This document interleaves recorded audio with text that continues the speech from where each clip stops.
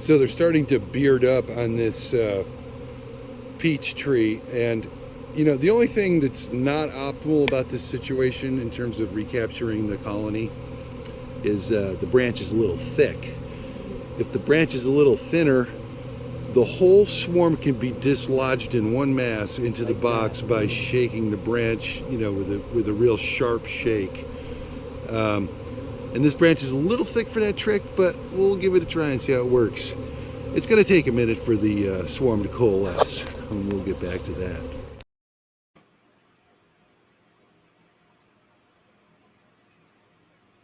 What's up, people? This is Neil's On Dynasty. Please like, share, and subscribe. Buy some silver, some platinum, and some crystallized osmium. And be kind, helpful, and grateful, because it is so much better than being a jerk. I know no one likes dealing with jerks, so don't be one, basically. This is a Sunday Night Live, and I actually got a little video I'd like to show here. Just a segment of it. I need to get to it, so it's going to be a little bit here.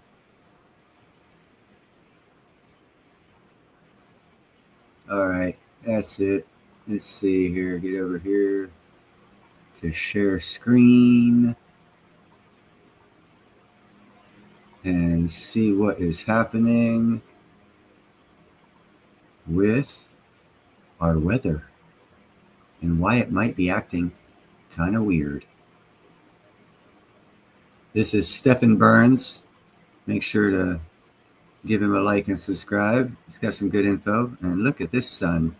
Happening with our sun right now, something that perhaps we have not seen in decades. And there is some data to support that. The sunspot number has plummeted. It's dropped about 50%. If we look at the historic sunspot record, that is highly anomalous. If we look at the most recent record going back to solar cycle 19, the late 1950s, early 1960s, and everything since then, we do not see a sunspot number drop like that during solar maximum ever. Now, one of the reasons why sunspot numbers have been dropping so precipitously over the past 2 weeks, really since May of 2025, is because we've had these monster coronal holes on the sun. And this is the 9th rotation of this coronal hole. That would be 9 days. And when it first appeared on the sun for its 9th rotation like this, we assumed that it had shrunk a little bit from its 8th rotation and its 7th rotation. We'll look at the different rotations. But now that more of it has rotated in, we can see that, in fact, it has grown to massive size. In fact, maybe the largest that has yet been with its 9th rotation. So sunspot numbers have been collapsing. Coronal holes have been getting larger and larger. We can look at all 9 rotations actually with this video here. This goes all the way back to the beginning of October. So this is October 13th, and we see this coronal hole there is just a tiny little wisp. And then it got quite a bit bigger. We see that this one formed in the southern hemisphere that kind of converged together in December. Then they actually combined together with rotation number 7. We see this is very large. That was the biggest. Rotation 8 was also very large. So I think slightly smaller, though did have this extent down there as well. So perhaps it was the same size. Now, though, with rotation number 9, with this new lateral extent that's coming into view, I think this is the biggest rotation yet, or at least it is equivalent to 8 and 7. So these coronal holes are getting anomalously large. This is the largest coronal hole that we've seen in a decade plus, and now it's done 9 rotations around what's the sun. up, Tom? An interesting thing to note is that these coronal holes emit these high-speed streams into the solar wind, and when those hit the Earth, there's a variety of geophysical effects. We're not going to explore that in today's video, Borealis but there is down to a Texas. strong connection between these high-speed stream impacts and enhancements of severe weather on the planet, and also with high-magnitude earthquakes and kind of an increase in global seismic energy release. And so these have real-world implications for us, not just beyond, okay, the sun is going from solar maximum to solar minimum or something like that. We're in the descending phase now. These have real-world geophysical effects. This is the 9th rotation. It's been loading. Now, in case anyone, hey, what's up, Hager? In case anyone wants to know why we've been having a lot of earthquake activity, I believe this gentleman here just gave you the evidence. So all speculation, and I'm not denying that they have weather manipulation stuff. I'm sure they do, but you cannot deny looking at that picture. This is 9 days in a row that coronal mass has gotten larger, and it's spewing all kinds of fast-moving particles at Earth that we're not used to getting. And as you heard this gentleman said, it'll cause massive disruptions, possible EMPs even. Yes. Let's see what else. The Earth now 9 times with its high-speed stream impact. That energy's been coming in. We just had a G2 geomagnetic storm from this impact, stronger than expected. That was also another solar storm dynamic stacked on top of that. But lo and behold, May 17th, we had a pretty significant solar storm. So our sunspot numbers have gone down precipitously, very likely because these coronal holes don't have sunspots in that surface area. And what is a coronal hole? Before we move on, this is in part of the solar corona, which is the outermost atmosphere of the sun. Just like the Earth has an atmosphere, and as you go further out, it goes lower density. It's the same deal with the sun. As you move further away from the surface of the sun, the density decreases. It's all basically plasma, which is the fourth state of matter, very highly vibrational. You have these protons and electrons splitting off from each other. They're ions, they're charge carriers. Now they are under the influence of magnetic fields. They generate electric fields, whereas a neutral molecule is inert in some aspects to electromagnetic energy.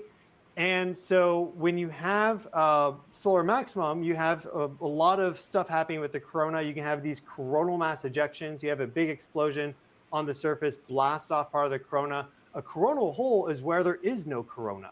Basically, the plasma like a hole in goes ozone way down. layer. The temperature goes way down because you don't have the highly vibrational plasma of the corona there.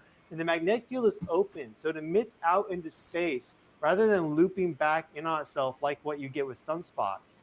And you do get coronal holes to form more often during the descending phase of solar maximum.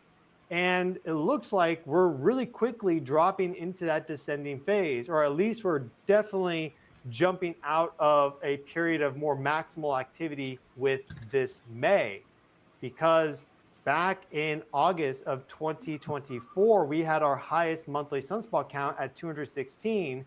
Now we're about to drop down to under 100 for the month. In fact, let me show you that. It's really wild. Here we have our intensity grams, both for Earth facing and also for the far side of the sun. We have the solar orbiter probe right now exactly 180 degrees opposite the Earth on the other side of the sun. So we have perfect coverage right now, which does not happen all that often, of sunspots on the sun. And so we base our sunspot count as it relates to solar maximum and solar minimum. These solar cycles, we base that sunspot count off of what we see on the Earth-facing side. I'm sure in probably 10, 20 years, we'll have a lot more probes and we'll have some new way of categorizing sunspot numbers for the sun by looking at it holistically all at once. But we have almost no sunspots on the Earth-facing side right now. As you can see, our sunspot number right now, daily estimates about 70. Coming soon, a new Planet Fitness is opening near you. Join before we open and save $5 a month on our most popular membership, the PF Black Card. Just $19.99 a month and get all the perks. Damn. I have too many open tabs. Sorry, people. He did his show on low volume, so I had to turn my volume way up so you guys can hear it. I know it blew my eardrums too. But see, you can't hear him now, so I got to... The monthly estimate for May is about 70. Sorry about that. Whereas just last month, we were over 140. So we see that we almost have no sunspots on the Earth-facing side. If we look to the far side, we do have one big sunspot there. That has been stable for a while now. That will rotate and reach the Earth-facing side in about 8 days based off its position. But in general, not seeing much else. And so our sunspots right now are incredibly low, and we don't have really much rotating in to, let's say, have this sunspot number catch up for the rest of May. And therefore, it's very likely that our sunspots are going to stay very, very low for the entire month of May, unless we get new flux to push out of the sun and just generate new sunspots just spontaneously and suddenly. It looks like this sunspot number for May is going to be exceptionally low. Here is our daily sunspots. Let's just look at this really quick and get a sense of what I'm talking about. the very end of April, we went up to 200 for our daily count. We hit that twice, went back down. We've been in kind of like this regular rhythm like this, and then it collapsed. It just absolutely collapsed. That's when the coronal hole showed up. Our monthly sunspots is just really, really depressed right now because of these coronal holes, which again have these really powerful dynamics as it relates to the Earth geophysically. So here, beginning of May, dropped under 150, only rebounded to 100. This blue line right there is our estimate for the month. And these are all estimated sunspot numbers. They'll lock in the final accurate number at the end of the month. But we see that this is 100, 90, 80, 70. We're only at 70. Whereas before, if we go to our next graphic to look at all the sunspots that we've had for a while now, going back to solar cycle 19, we see that we were up here and we were basically bouncing around 150 for like 6 months. Now, if you notice, his shoulder's covering up where we are because the solar activity really isn't that bad. Imagine what it was like in the 1960s, 80s, and 90s when it was a lot more severe than it is right now. So we had some under 150, we had some over 150. In general, our average how small that is. 6 months, I think it's like 6-7 months, has been 100 sunspots for the monthly count. Here we have solar cycle 19, 20, 21, 22, 23, 24. 24 was weak. 25 has been stronger. And so this solar maximum came in sooner than expected. The original estimate from NASA was July 2025. And they expected it to only be as strong as solar cycle 24. So it's been stronger. There's that August count, 216. But now look at where we're likely to finish May. Right now, the estimate's actually at 70. So I put a little bit of a benefit of the doubt and made it 75. And I put that mark right in the position that, it will go. So once June rolls around and we get this sunspot count, very likely it's going to be, certainly it's going to be under 100. It's very, very likely actually going to be under 80, under 75, maybe even at 70 or lower. That's my anticipation. So just imagine that line going down like this. And now look at this graphic and you'll see that that is completely bizarre and anomalous. We don't see any other massive drops in sunspot numbers like that during a solar maximum period. The solar cycle. That's why I'm showing you guys this, because going like down like crazy. Concern of mine is he's brought up that with that mass coronal hole that's there, the largest one they've ever seen, it's causing tectonic plate and earthquake action. So yeah, it highly concerns me, and that's why I'm doing the show. I mean, we do get one there. You'll notice here, for example, where I saw it, here, solar cycle 20, you get quite a drop, but that's actually over the course of like 3, 4, 5, 6 months right there. This is not one single drop. And we do see, we see volatility during solar maximum, but we don't see it to this extent. Very true. So we are seeing an incredible amount of sunspot volatility. Having said that, that's when, back in those days, I believe if you check it out, the type of that's the reason why they changed the type of wiring that we use, because I believe in the 1860s it was either uninsulated or a different type of copper mixture, or there was something different about the wires that caused them to be more susceptible to melting at a lower temperature. And because of that solar cycle, they changed the wiring system. They either added insulation to the wiring on the telegrams, because they used to run a bare wire along the railroad tracks, and that's how the north and south used to cut each other's telegraph lines, because they followed the railroad ties. But anyhow, back to the show. At this moment in time, during the maximum phase, solar maximum lasts about 3 years. Yeah. This is about 3 years, and then the descending phase is about 3 years, minimum is 3 years, and then the ascending phase is about 3 years. In general, there's a variability with solar cycles, about 8.5 to 14 years for the entire cycle. But this number, if we don't bounce out of that really quickly, that's definitely indicating that we are in the descending phase of solar cycle 25, and that would be much sooner than expected. Because we were kind of expecting that to be around the end of 2026, going into 2027. Very unlikely we're going to beat that sunspot number count for August of 2024. Growing your business shouldn't mean growing your overhead. Growth should.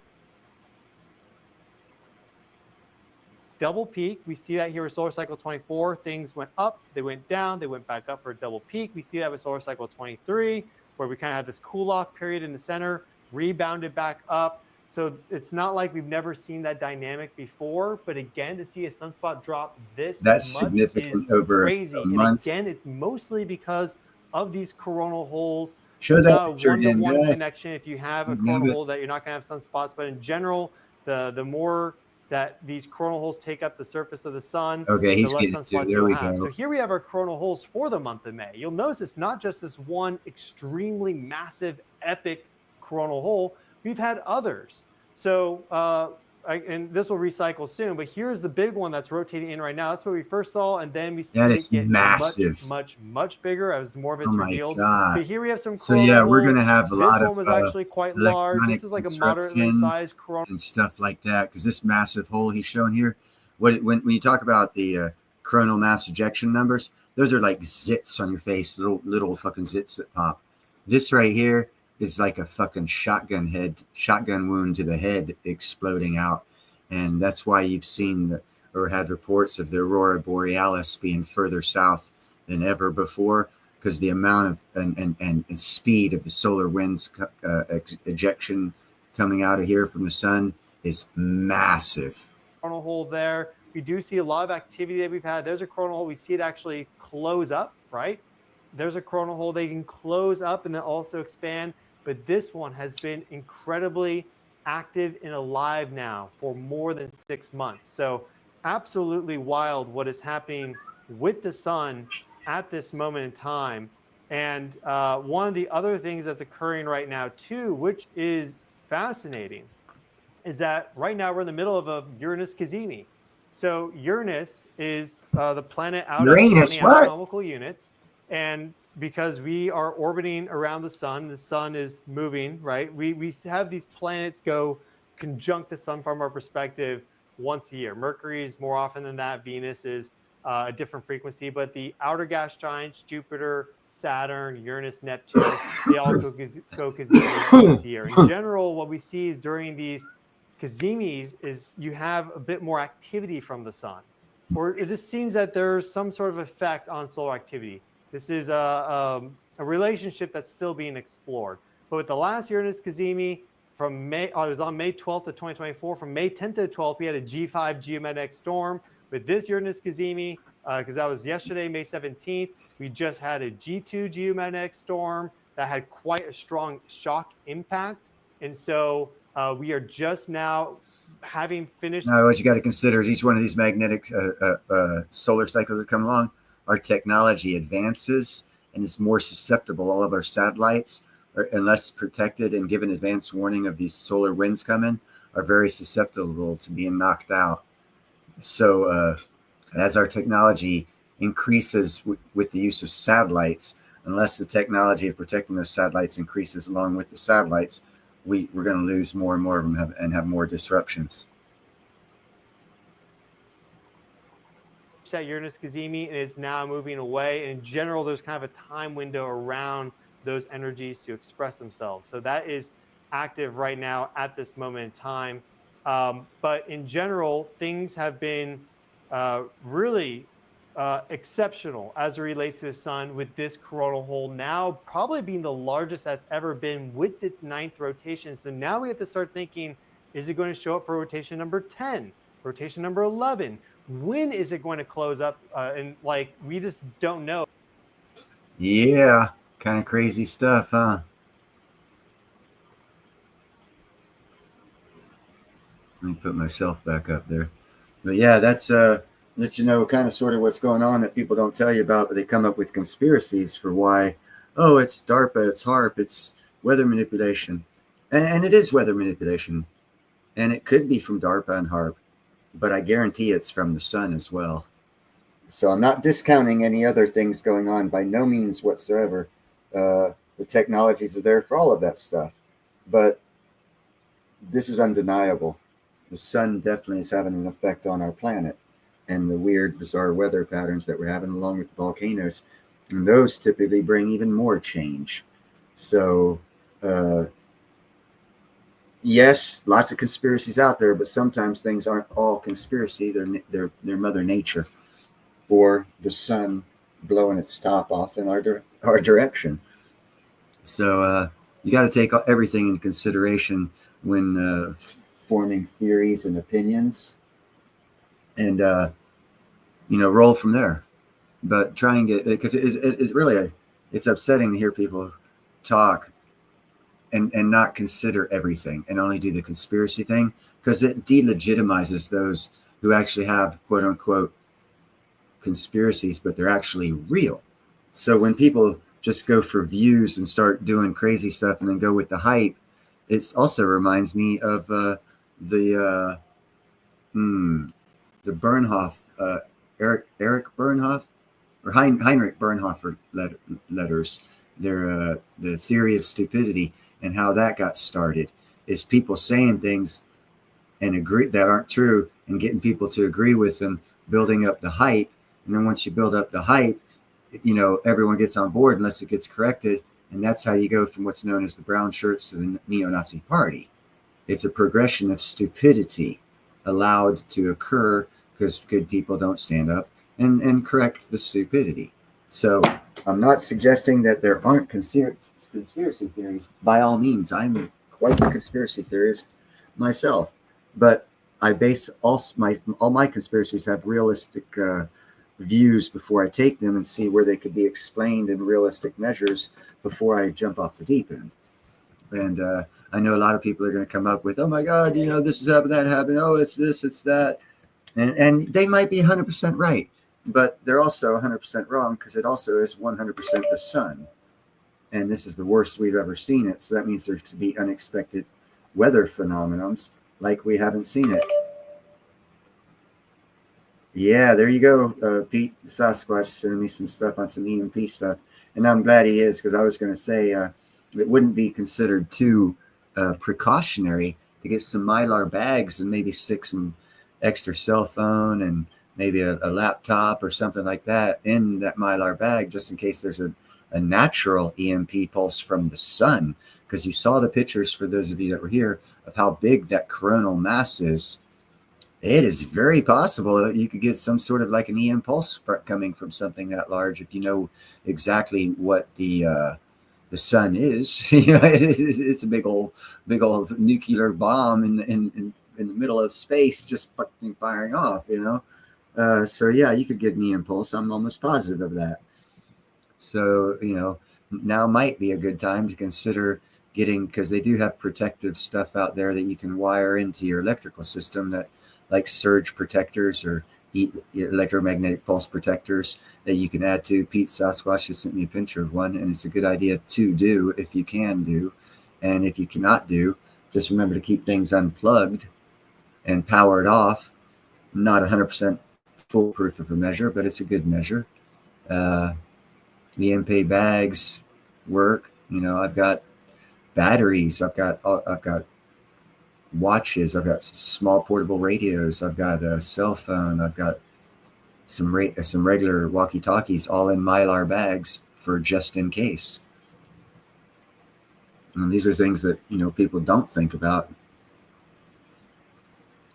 Oh, thank you very much. Thank you very much. Yeah, those EMP protectors get installed at each meter. So now's the time to think about stuff like that, because everyone is talking about, as far as conspiracies goes, everyone's talking about, well, what's the next black swan event? Well, if there is to be a man-made black swan looking at the sun, I'd say it'd be a great time for a EMP pulse, whether it's from the sun or not, if you get my drift. And that could definitely knock out transmission, power generation, and power transmission, and it could really mess up a lot of things. So that could be a black swan, and it could take weeks to months to get power back up in lots of locations. More remote locations you are, it take longer to get the power up, just like hurricanes in the 70s. The further away from the cities you were, the longer it took for them to get power back up. So you got to consider all kinds of things now, especially since everyone's talking about, I wonder what the next black swan's going to be. Well, look at nature and see what they can use as a black swan event. They could possibly do an EMP, several of them, encompass a large area of the world, and at least the sun side facing at that time, and blame it on the sun. And that could be a very legitimate long time fucking to dispute that with evidence, you know. And for those people that aren't ready for it, you're going to be screwed.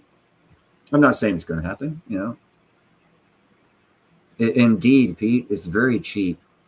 You could actually probably, well, if you came up on stage, you could present that picture, and I don't even have to show your face or anything like that. And I can say, or well, I can do one better. I can save you. You don't have to do anything like that. Hold on. Let me go to my phone here, peoples, and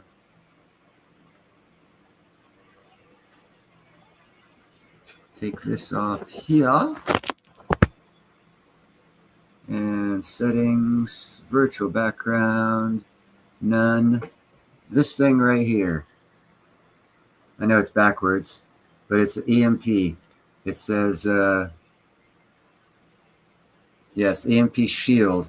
It's a lot of wiring that you put on each of the meters before each of your meters, and it helps protect from EMP pulses.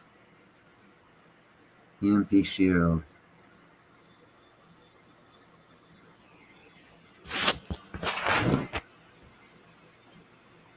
That would definitely do a lot of good things for if they are choosing to take the EMP way for the next Black Swan. You'll be covered. Another thing I suggest, actually, what's up, Mary? Is hey, what's up, Indy? I did. I'm right online with you, Pete.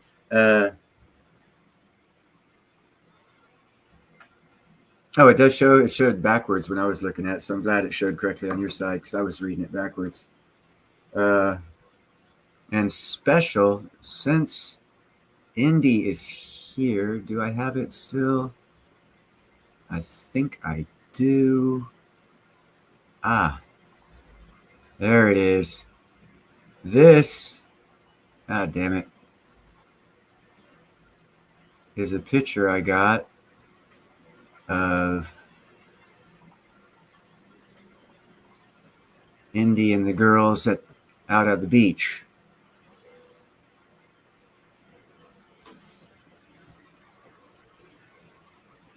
It is a horrific possibility. That's why I collect as many of these girls on the beach photo of Indy and her friends as I can.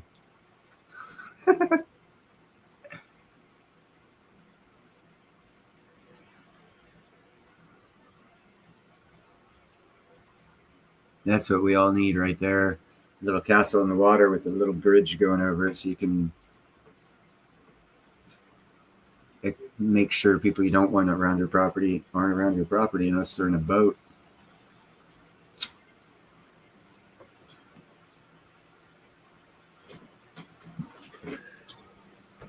Oh, wow. I'm stoned. Oh, man. Speaking of stoned, my plants are looking real good. I'll have to do a little short video of my backyard again to show you the work I've done and do a quick scan so you guys can take a visual of the plants, because they are definitely getting big. Well, some of them are, not all of them. Sorry, I'm pouring some tea right now if my voice is going up and down. I forgot I had it going.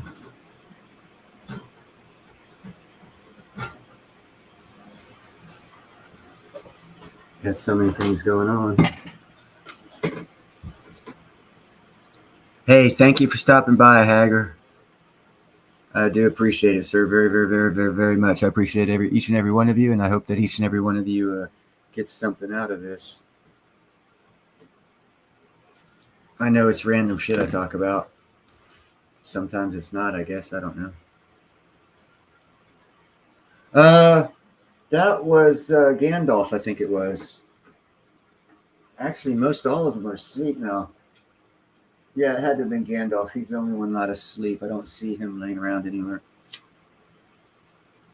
The bizarre thing, Mary, Platina, Chloe's sister, who gave birth to 5 of the 8, really doesn't like Harley. And every time Harley goes in to try the room where I've got the bigger room, I've got the baby cage, and that's where I got the water and all the food. And Platina was keeping Harley away from the food and water because it's in the same room as her babies. So I had to bring a food dish and water dish in my bedroom for Harley. I appreciate that, Pete. Yeah, I just, I had problems starting a channel because I didn't want to be one of those channels that just talks crap for views. I wanted to bring good info that people could use if they so chose.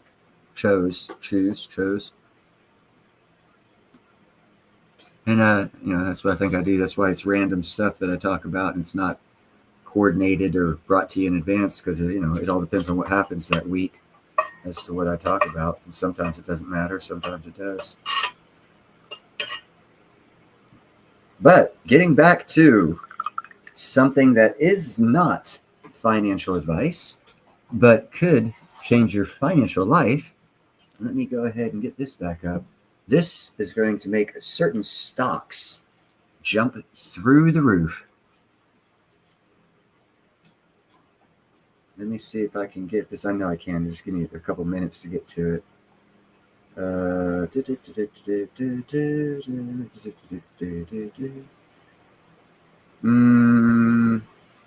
Is it this one? Yes, there it is. Okay, let me go ahead and show you people this. This should blow your mind.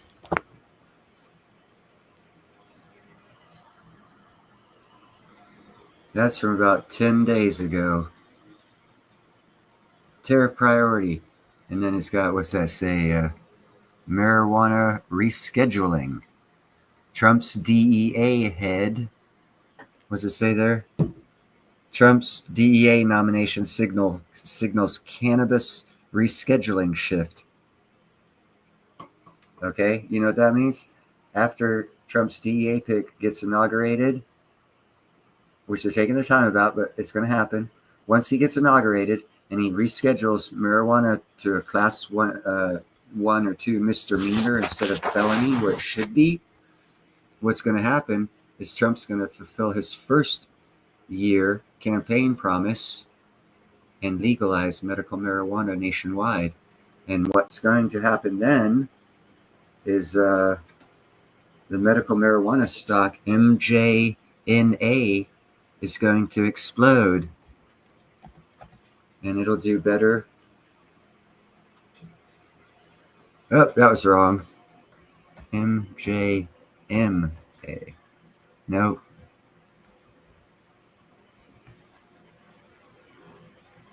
There, that one I think is it. MJNA. Right now it's 0.00025. That is like a quarter of an eighth of a penny or something like that. Or it's real low. When Trump gets around, his DEA guy gets inaugurated and reschedules marijuana to a misdemeanor rather than a felony, and Trump gets around to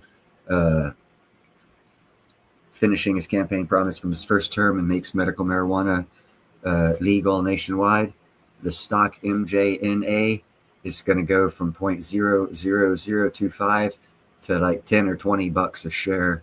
You're going to 1,000x.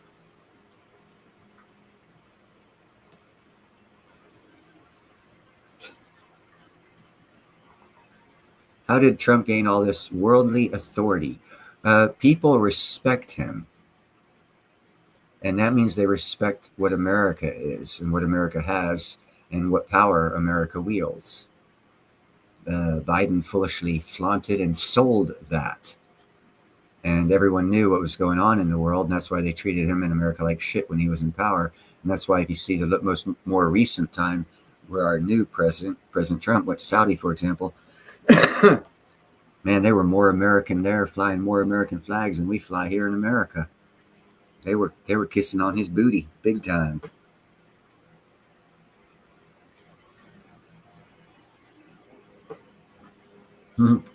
Arch nemesis. What's up, Snooks? But I think for like $30, you can get 100,000 shares of MJNA. So it's not like it's a break the bank kind of investment. And this is not investment advice. As a matter of fact, let me put up my disclaimers so I don't get a strike. Disclaimers here. Don't listen to me. Everything you say is to be taken as bullshit. And it's for fun, not for profit or health. Having said that, look into MJNA and throw $30 at it. Get yourself 100,000 shares. And probably within a year, you will be very, very, very happy, and you might can pay off your house.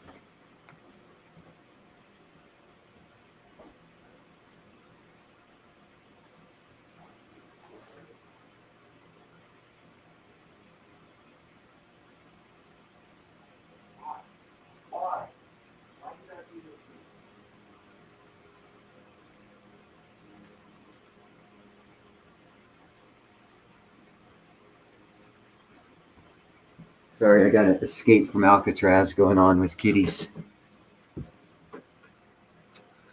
2 of them got out, and I can't get to them right now, so I'm just going to have to wait. And if I disappear for a minute or two, it's because I'm nabbing little critters that got out of their damn cage.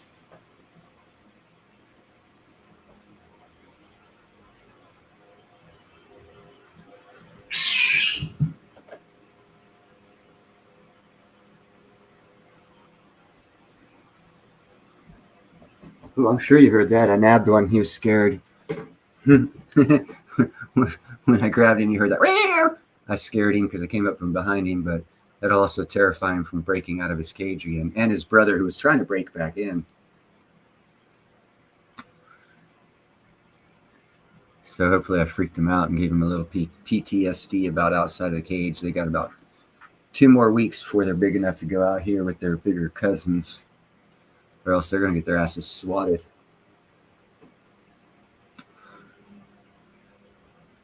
No, don't invite people there.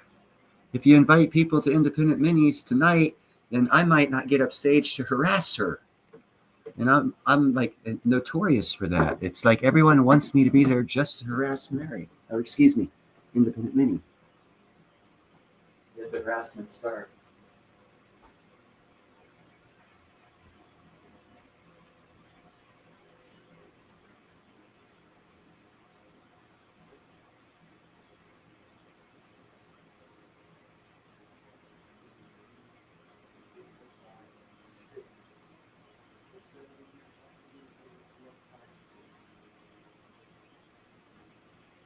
Oops.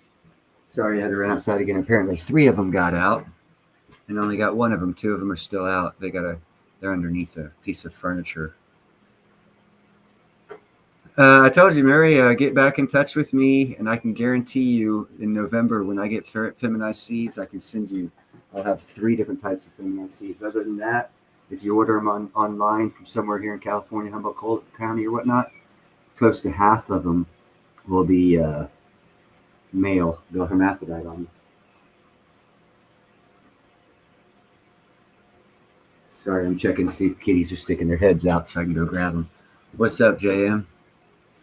But yeah, that's so if you can take your chance of ordering from Humboldt County Seed Bank or a couple of Mendocino County Seed Bank or something like that. But I could almost guarantee you that over half of them will hermaphrodite, or close to half of them will hermaphrodite or turn male on you, and you'll have to keep your eye on them, because if one turns male on you, it'll seed your whole crop and you'll have the worst crop ever. Trust me, I'm talking from experience. And then you'll have to spend your whole year digging seeds out of your weed. But yeah, just stay in touch with me. I've got another guy. He's actually going to give me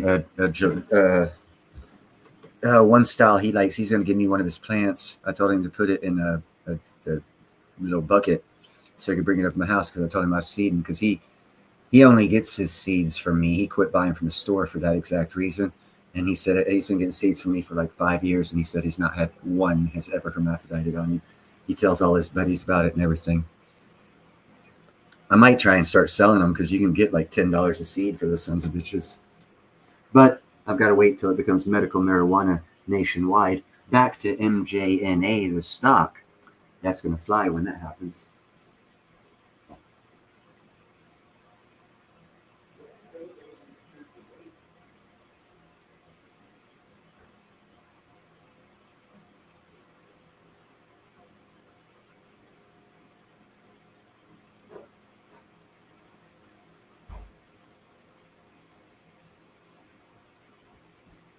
And quite frankly, I can't think of a better business to get into once it does become medical marijuana legal nationwide. I could have a name real fast for guaranteed feminized seeds where you'd pay $10 a seed, and I can make each plant give me at least, well in excess of 1,000 seeds per plant. So what's that? $10,000 a plant in seed. Thank you, Snooks. My nemesis. Yeah, Mary. I'll be more than happy. As a matter of fact, I'll send you a couple, probably like 5 of each of the 3 seed types that I have. But it's going to be good shit. It's not going to be this crappy ass store shit, the low dollar stuff anyhow. And it'll be they come from totally organic. I don't use any chemicals, never have. 100% organic. That's all I do. So, but once you get the seed, if you add chemicals, then you can't make that same statement. But if you don't use chemicals, I can give you an explanation on how to grow to where it'll be some of the best naturally grown weed on the planet. Natural meaning no chemicals used. And if you grow indoors or buy from a weed store, most 90% of what they have will be grown indoor. And if you grow indoor, if you grow indoor, you have to use chemicals to get the buds. So if you're buying indoor weed, you're smoking chemicals. Same as smoking cigarettes, as far as I'm concerned.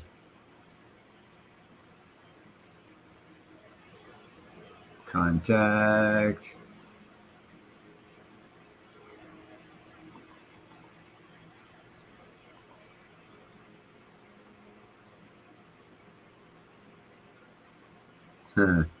Trying to figure out how to add. There it is. Add new contact.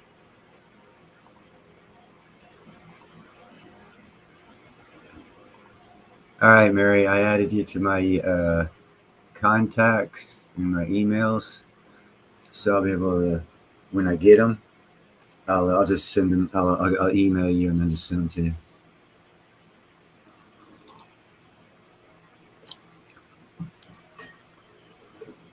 What state are you in, anyhow? Certain states, there's different growing techniques because I keep forgetting you guys. A lot of these states get more rain than we get out here in California, and you really, during the flowering stage of this in particular type of plant, you do not want water getting on it because it can cause mold issues, which can cause serious health issues for people with weakened immune systems if they go to smoke it. Not that it'll harm most people, but nowadays there's several percentage of people that are have weakened immune systems for some sexual past disease that's not natural.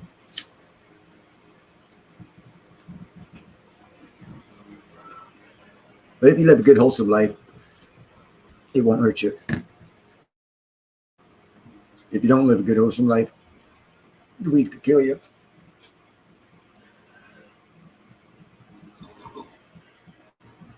St. Louis, Missouri. Okay, so you guys have good growing weather. You'll have to throw up a greenhouse, though, because you have rain in the summer, in the spring, and fall. And like I said, in the fall, you don't want the plants getting wet. So grow them in a greenhouse.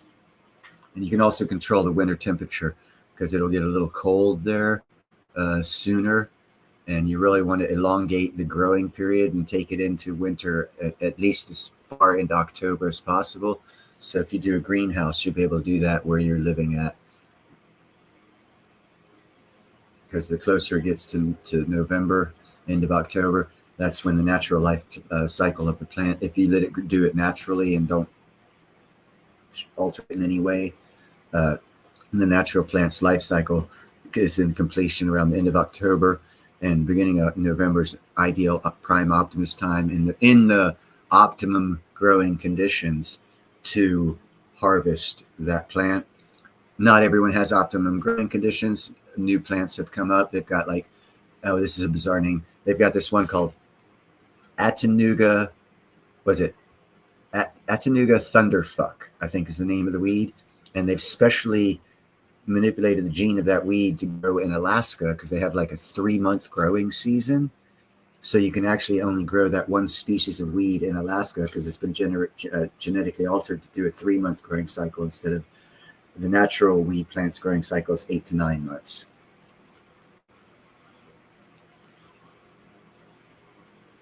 So you'll have a humid, yeah. You'll have to probably keep neem oil on hand and milk and water combination. If you see mold or mildew, a white powdery substance on the leaves, you want to hit it with a milky water solution that kills that type of mold or fungus, whatever it is that builds up on the leaves as it's growing in high humidity areas. There's ways to handle that, though. All 100% natural. I was almost an expert. Almost. You become an expert once you get paid for it. If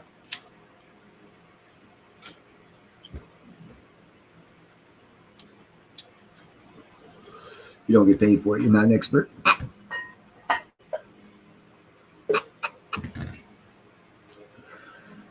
Sorry, celebrating 420. It's 420 somewhere between here and Hawaii. In the ocean, it's 420.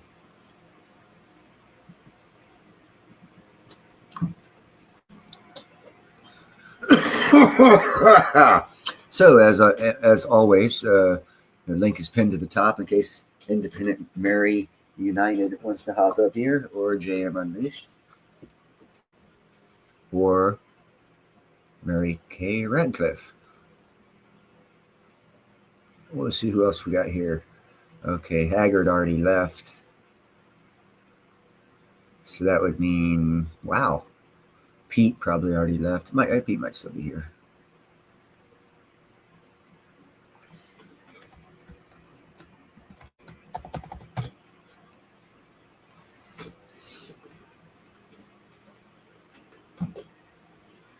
That's how I rag on her, man. I call her Independent Mary.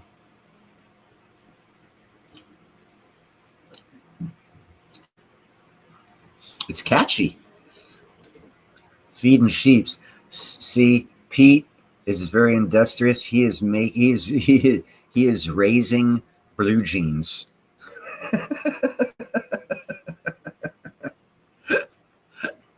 I'm just kidding. There was actually a gentleman about, 18 years ago. He's a scientist down in the Southeast.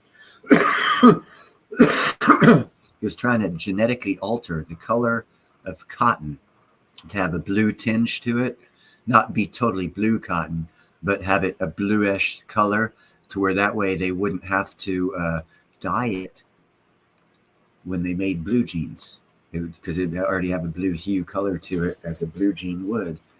And he was somewhat successful, but then his research stopped and I lost track of his research. But because the cotton is still white, I imagine it went nowhere. Yeah, not a problem, Mary.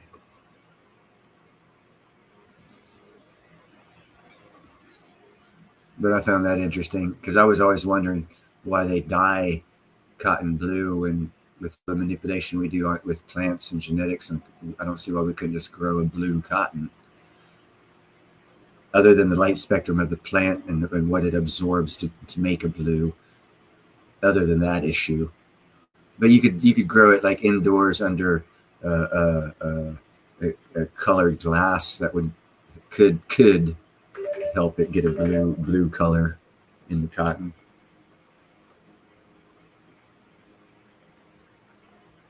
But that's for another day.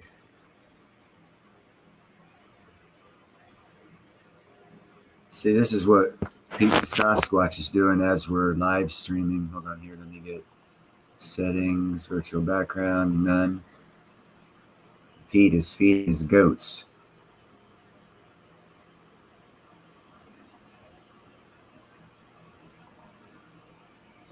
And I hear a kitty cat, so I'm going to have to run out real quick and see if I can't catch one of those other two little kittens that got out of their cage. Give me just a second.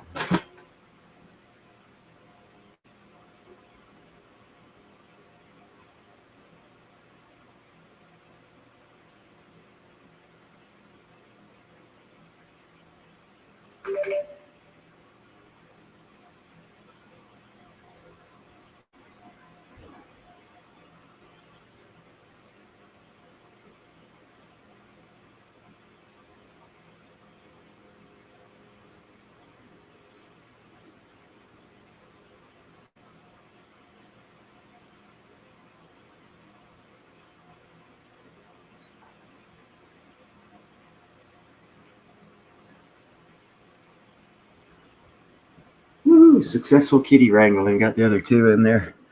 Sorry about the lack of talking. Kitties come first.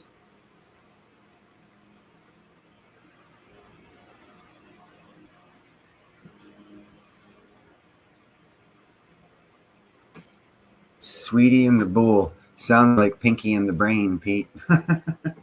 Just make sure they're not getting together with a pig trying to fucking make plans to take over the world.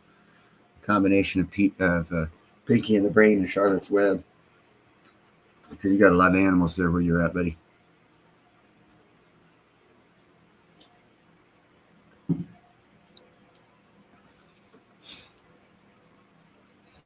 Yes, we're going to put that up, even though...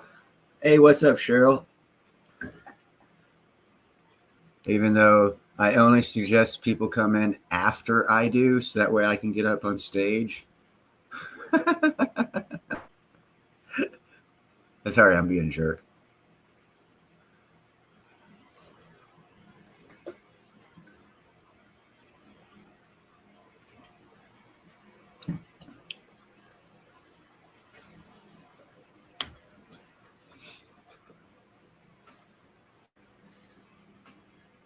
Hold on, I missed this.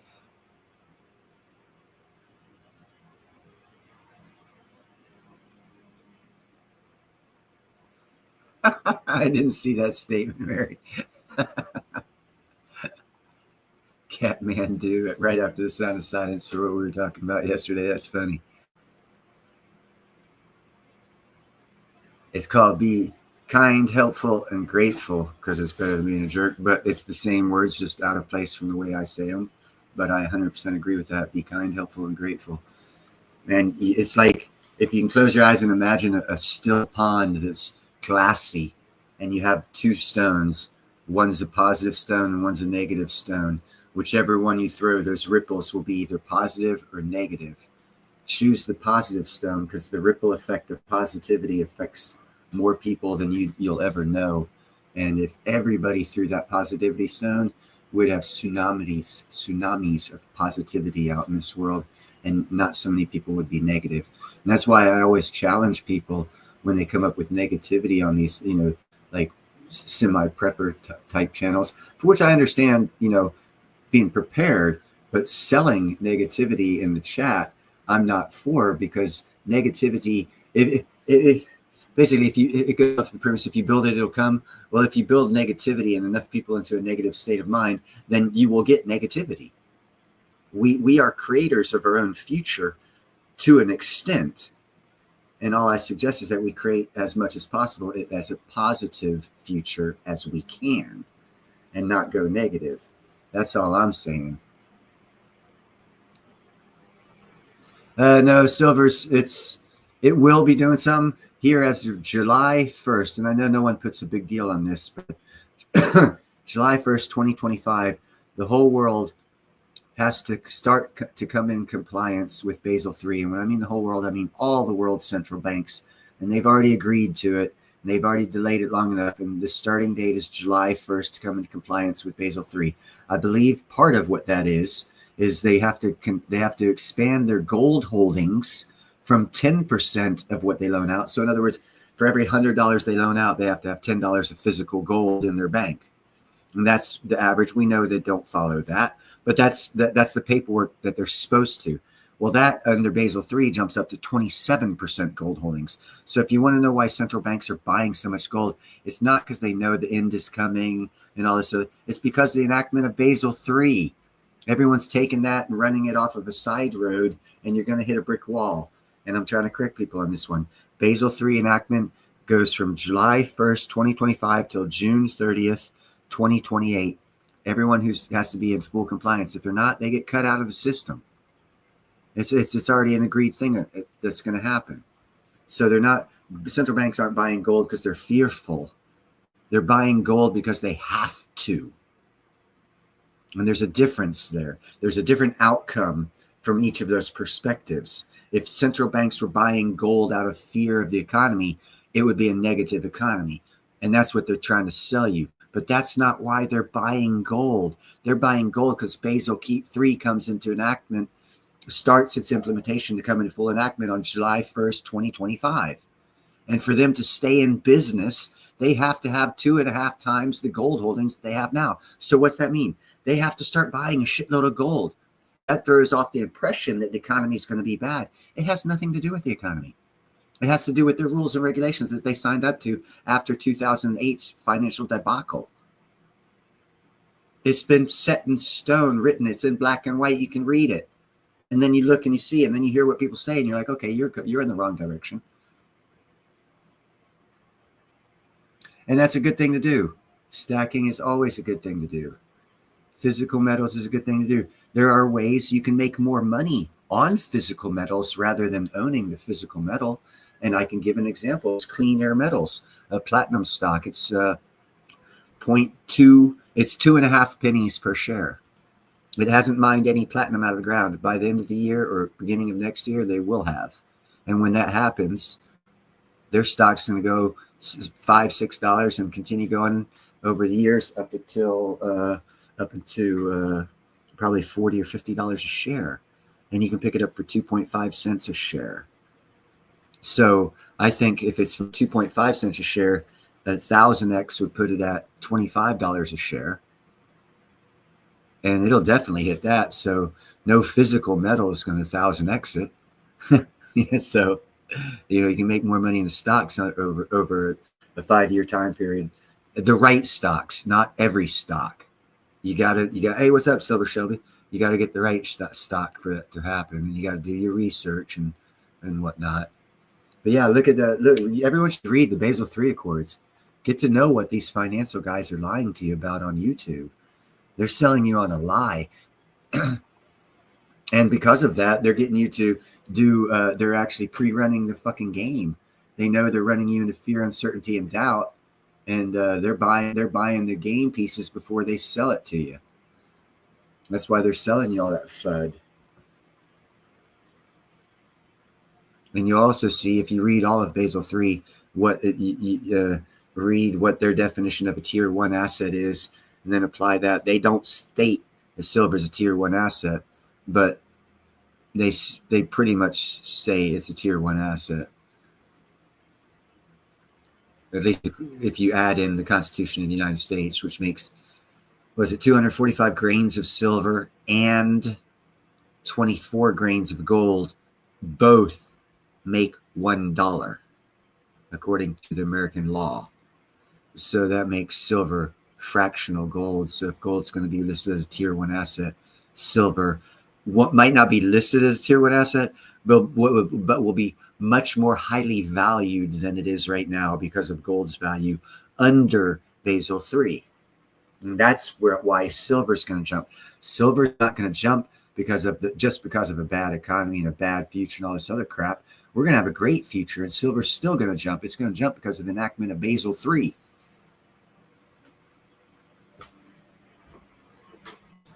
And some of these other reasons that they have.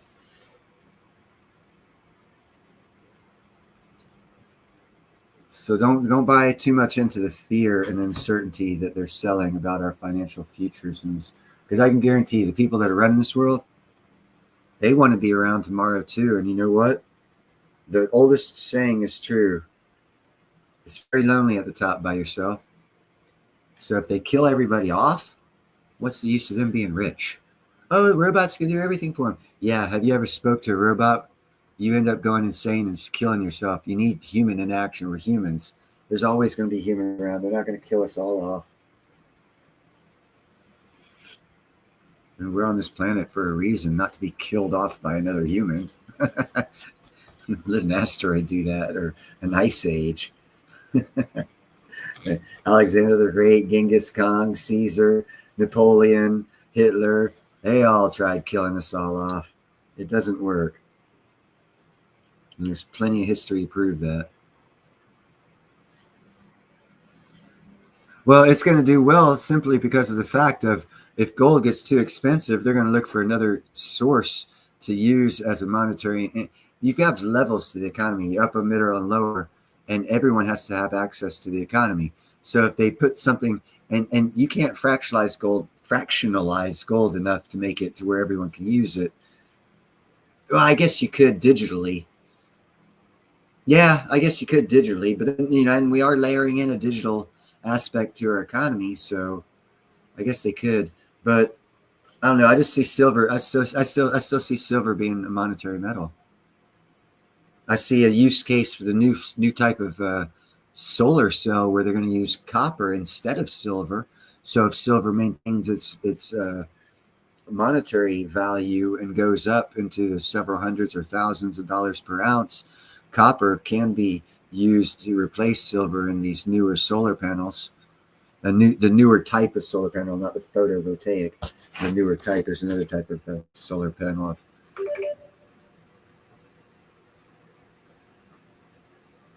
Yeah, 3-year phase-in period.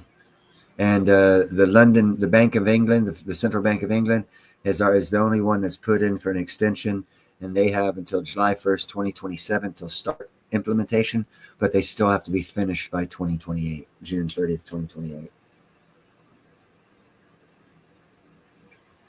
It's not going to go out for everybody. I remember when we came back from Europe, we were in America for a short period of time, maybe 3 or 4 years in Pensacola, Florida. And then this real horrible hurricane came around, one of the worst hurricanes in like 50 years. They call it Hurricane Frederick. And we were, new back to America. We weren't familiar with hurricanes. So we decided to shelter in place. Woo, that's the last time we ever did that. We were without power for about 3 weeks, and we lived. We lived just fine. I mean, it was hard for us, but we lived. We made it through it. Americans are very resilient. And when they're even more resilient? When you have a community of neighbors that are kind, helpful, and grateful.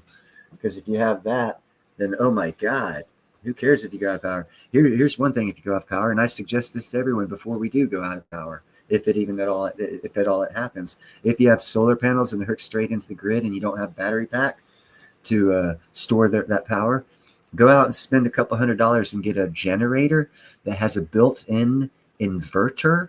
So that way, if the power does go out for a couple months, you can take and unwire your solar panels from your box that feeds the power into the grid, and you can wire them into into the inverter in your generator. And at least while the sun is shining, you'll have power. Now, at nighttime, you won't have power because you don't have the battery storage capability, but you'll have limited power by just having a generator that has a built-in inverter in it to wire your solar panels into. So that way from, 9 to 5, you'll have power. And that's enough to keep the refrigerator cold all night, and you won't lose your food. It'll be an inconvenience, and a lot of things will change, but, you can prepare that way. Wood stoves and generators, yeah, well, they requires gas, and after a while, the generators will run out of gas. Oil lamps, after a while, you do run out of oil. Wood stoves, unless you're living in the city. Even here in Vallejo, I can get a lot of. As a matter of fact, I have a lot of wood, probably 2 weeks worth of wood if I had a small wood burning stove. Yeah, it's just a matter of again, preparation. It's not preparation through fear. It's just a matter of, okay, hurricanes do happen, earthquakes do happen, tornadoes do happen. You don't need a shit hits the fan scenario for things to happen. I mean, look at Virginia right now, North Carolina, where they got hit real bad. It's flooding and stuff. I mean, if these people had the little things that I just mentioned, they wouldn't be as bad off. But everyone's complacent with modern day technology not to have that thought process of preparedness that their grandfathers or fathers and mothers or grandmothers had. That's all. Yeah, I have actually 4 gallons of lamp oil on hand. And I've actually gone through a winter I have 2 oil lanterns with the glass top, nice looking ones. And I run through those if I leave them, if I turn them on when I go to bed, a little before I go to bed, and I blow them all out when I wake up. 1 gallon lasts about a weekish. So 4 gallons is about 4 to 5 weeks. So if it's real cold, you'll be running them longer. So again, you will run out. So, but it's not meant for a permanent solution. You only want to, what do they say, 6 weeks? And if you have a good solid community, I'm sure, like, at least when I was growing up, someone had a fireplace and the power went out, people would send their kids over to that person's house. They'd start a fire, and all the kids would stay warmed up over the, the nighttime. We'd have 2 or 3 families sleeping in one fucking big living room of the Kuhertz house because they had a fireplace. It'd be the Lewis kids, the Keelons, the Hans, me and my brother, and the Kuhertz kids. And all 4 families' kids would be in one living room gathered around the fire. We didn't die. It was a great bonding experience for all the kids. Find out who you're going to hate when you grow up. At least that's what it was for me. I really didn't love many of them. But, you deal with it. It's a bonding experience, a growth experience. It won't kill you. And that which does not kill you makes you stronger. But if you're prepared, as Pete and Mary are saying, you have yourself oil lamps, look to get a wood-burning stove, even if it's an outdoor wood-burning stove, some sort of a heat source or cooking source that's not grid-related. And not something that'll last for years, but again, a pantry. My parents and my grandparents, oh my God, I even have a little bit of a pantry. I don't consider it being a stacker or a prepper. It's a pantry. If you want to call it prepping, sure, whatever. It's a pantry. My Nana in Lancaster, Pennsylvania had it. My grandmother in the lighthouse in Scotland, she had a pantry because you get snowed in for a month at a time. Was she a prepper? No. She was prepared because she had a pantry because the conditions stated she needed to be. And everyone should be. Everyone should have some propane on hand for sure. It's just general security, self-aware security. That's all. It shouldn't be looked at as a bad thing. It's being neighborly. How's that? Because when those other people are unprepared, you can fucking invite them in and say, hey, this is why all of us should have this shit. And then if it happens again, everyone on the block will have that shit, so you can go outside and have a party. We broke it down and we'd have hurricane parties because we knew it would be okay after when the power went out. We knew. Yeah, we got generators. If we don't have, the Mackeys had a fucking deep freezer from hell, so everyone in the neighborhood made sure that their power, they either had a generator going, because they'd store all people. It was like, you got shit together. It worked, That's why it takes a community to raise a kid. It takes a community to make it through a freaking disaster. If you don't have a community, then it truly is a disaster.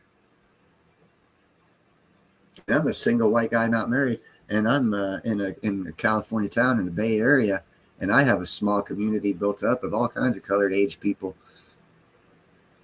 Just because I'm kind, helpful, and grateful. And they all over the years were like, damn, that's a guy you want to know.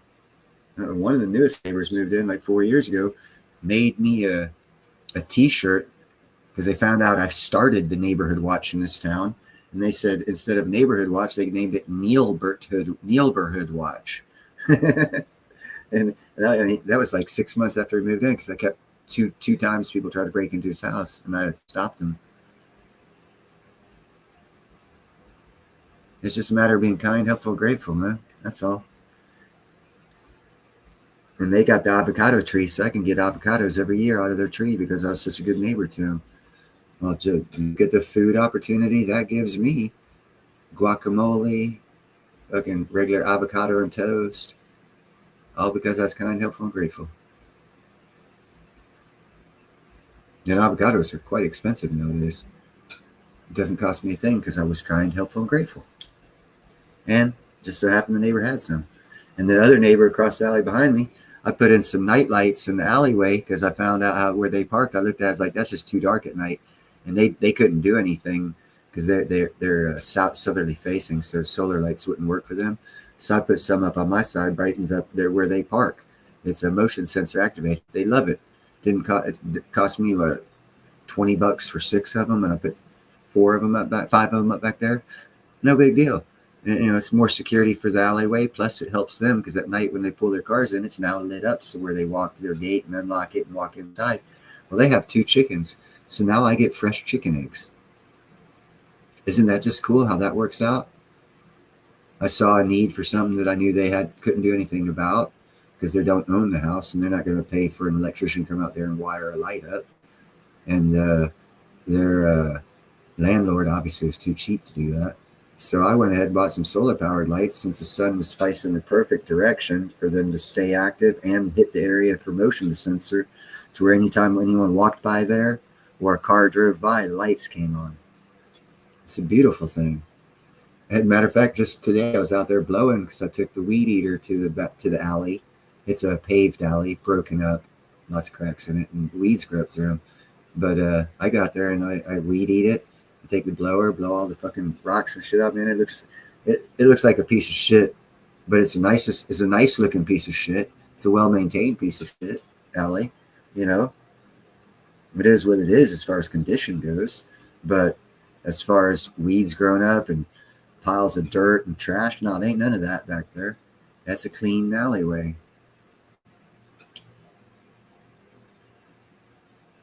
It very much is, Mary. And you know what? That goes back to back in the 1980s, the government put a 20-year forecast of what they were expecting for the future economy. And they told everyone that the storage units would be a good thing to get into by the turn of the millennium. And I met this guy who followed those documents. And so he bought into early on storage units.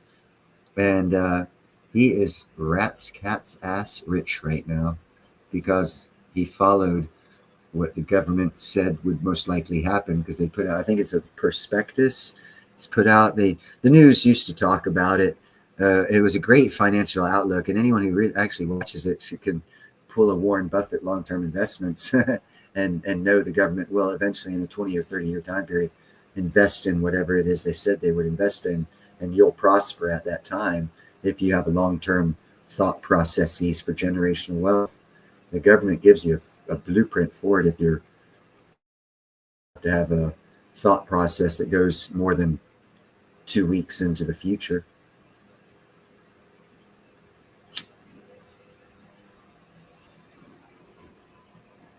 And that brings up an industry, Mary, of bidding. I bet you sell a lot of those and by auction when people don't pay them off. And you got to get them out of there. You auctioned off the highest bidder and they have to take everything out. That's the recycling of the economy. If you watch the Diesel Brothers, Dave,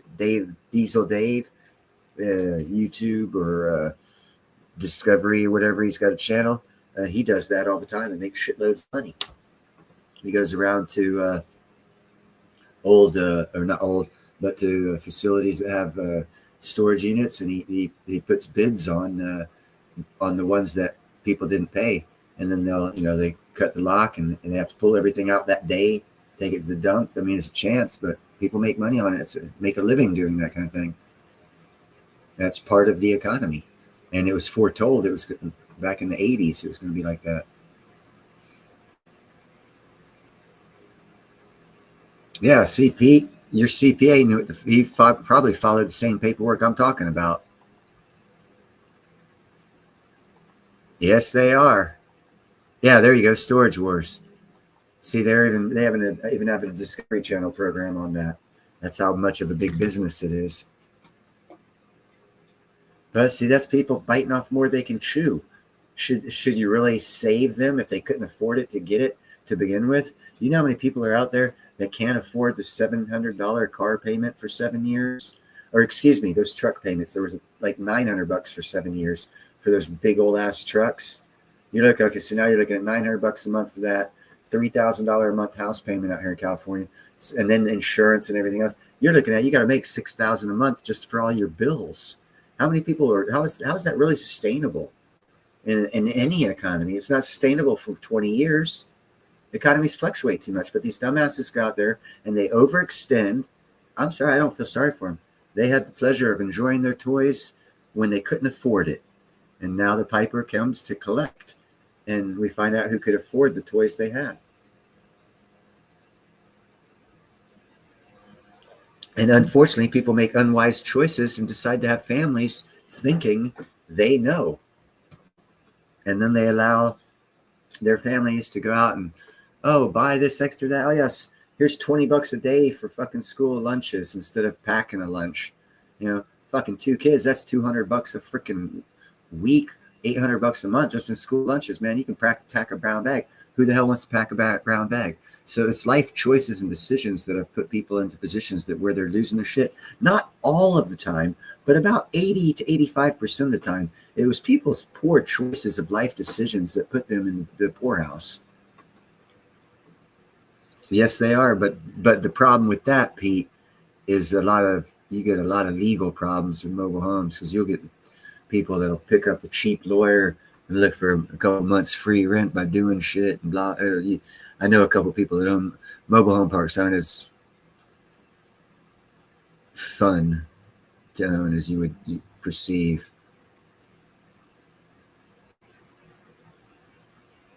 Wow, Mary. Hey, if that one goes up for auction, if he doesn't pay for it, let me know. I'll come down there and bid on that one. Get that insider tip. Yeah, there you go, Pete. That's exactly that. Or if I didn't like my brown bags that my mom packed me, I would do lawn work on the weekends and get money to where I could buy the school lunch. I wouldn't get my dad and mom to give me the money. Well, back then, it was only dad was working anyhow. It was actually a decent time of America where father work, mother stay home.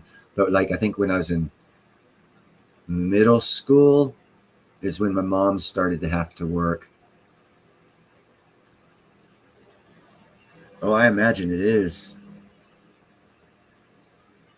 1951 Porsche.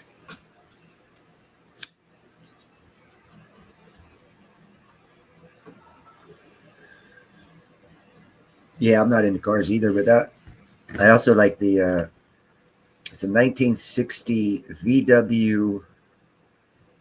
I think it's not the Grand Marquis. It's not the Bug.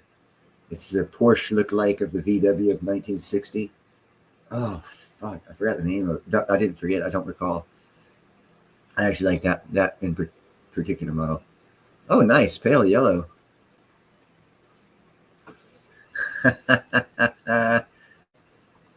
The Fall Guy. I went for Star Wars and Spider-Man.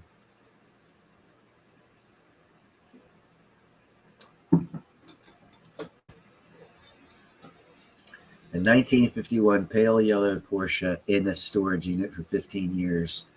What's up, Diabolical Debbie? How are you doing? They do, JM. I wasn't gonna say, and actually VW did a takeoff of the Porsche up until the early 60s. That doesn't look like the Bug. It actually looks more Porsche-esque than Bug-esque, but it's a VW in the 1960 model, the year model of that VW car is the one I like better than the Porsche.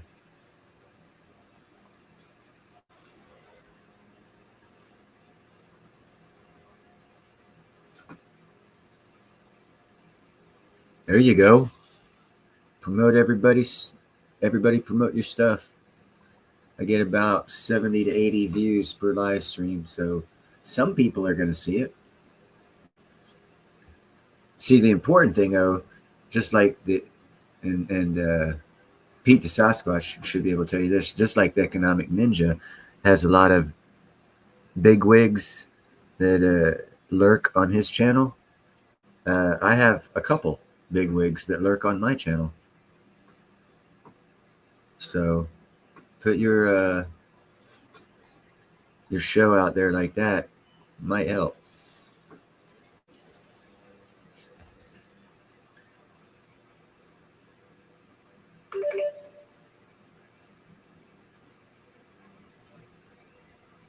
Oh yeah, the VW van, the older ones, the 60s, late 60s models, the VW van. Beautiful. Actually, they're like 40 to 50,000. Oh no, excuse me, 60 to $80,000 vehicles, I believe. Those old ones fully restored, to where I can get a fully restored 1967 Mustang Coupe for like 30 to 35,000. I'd have to double that to get the what you're talking about there. That one. They're very expensive comparatively to the same era of car in the Mustang or Camaro range. Those bug vans, VW vans, are highly collectible. And most of them are very rare. More, ooh, hold on, let me see. That might be. I'm gonna have to Google this now. 1960 VW cars. And of course, all it shows is the damn bug. Oh, Alpha, no.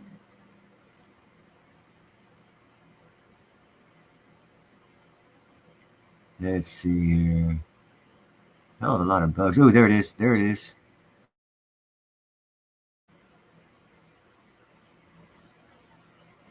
Carmen Ghia. Thank you very much. 1960s VW Carmen Ghia. That's the one I like.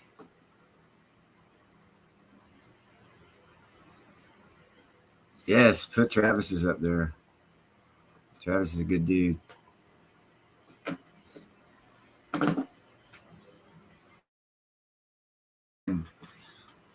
Help everybody.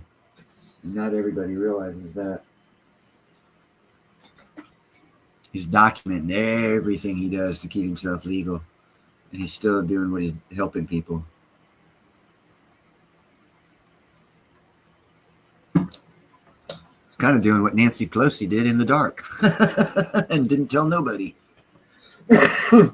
Make those good calls before they happen.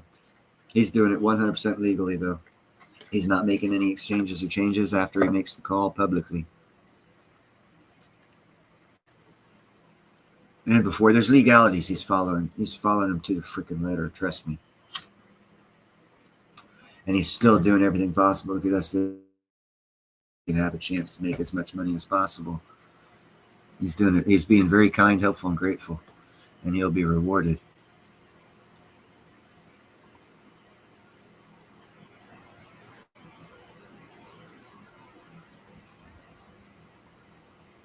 I like the microbuses too. There you go. And Shelby's are nice. If you go in Shelby, I like the earlier 2 decades before. Actually, exactly 2 decades before. 1967 Shelby Fastback.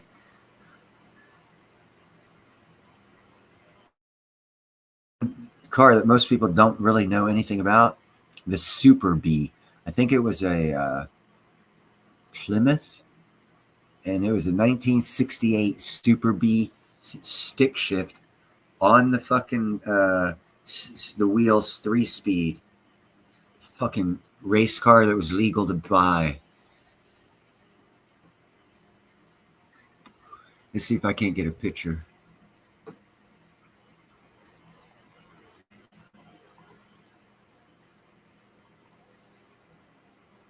Very, very cool, dude. What the hell was I just talking about? You took me back to the time, because I've actually met him in person once, but we spent like 6 hours together, had business dinner and all this other shit. Oh yeah, Super Bee.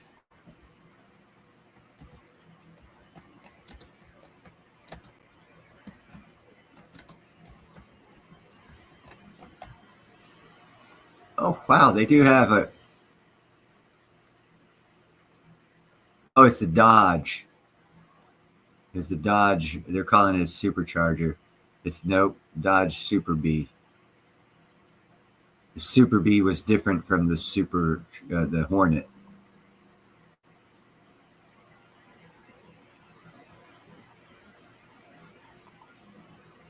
Let's see if it would save image. Will you do it for me? Maybe. I might be able to get a picture of this thing. 1966 Super B. I hope this works. They're beautiful cars, but don't trust them on gas mileage. My God, they get like 6 or 7 miles to the gallon. But they are fast. But they're 3-speed. You can't get. They're not long distance cars. You don't take them on the interstate for more than 20 miles, or else you tear up the transmission. Oh, come on. Where did you store it? Oh well, it's not allowing me to. But they're beautiful cars. They're called the Dodge Super B, not the Dodge Charger. Dodge Charger looks similar. The Dodge Super, stick shift on the wheel, super fast car.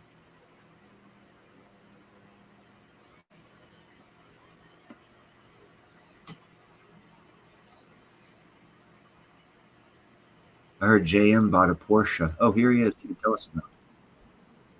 No, I've never bought a Porsche. Oh, I'm sorry. Did you hear that? I was supposed to say that. You hearing it?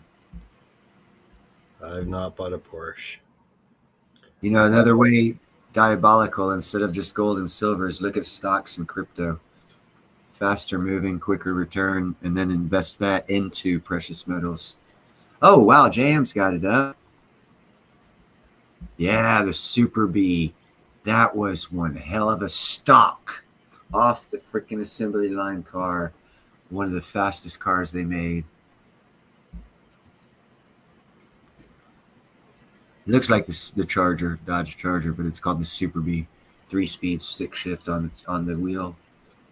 Man, it was straight up. And you were there. You were top speed and fucking 2 hits of the freaking clutch. And each one burned rubber. Look at that. Sweet.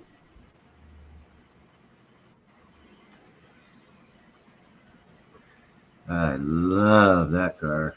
But like I said, it's a gas hog. You have to be rich to have that son gun. That's why I'm modest, man. I like the 67 Mustang Coupe with either 289 or a Sprint 200 636. That's a nice one. Yeah, for real. It looks like a Dodge Charger, but it's not. That's a nice car as well. But look at that. See that stick shift on the because as I was talking about it, I was pulling the stick shift like it, just like that. I've raced one.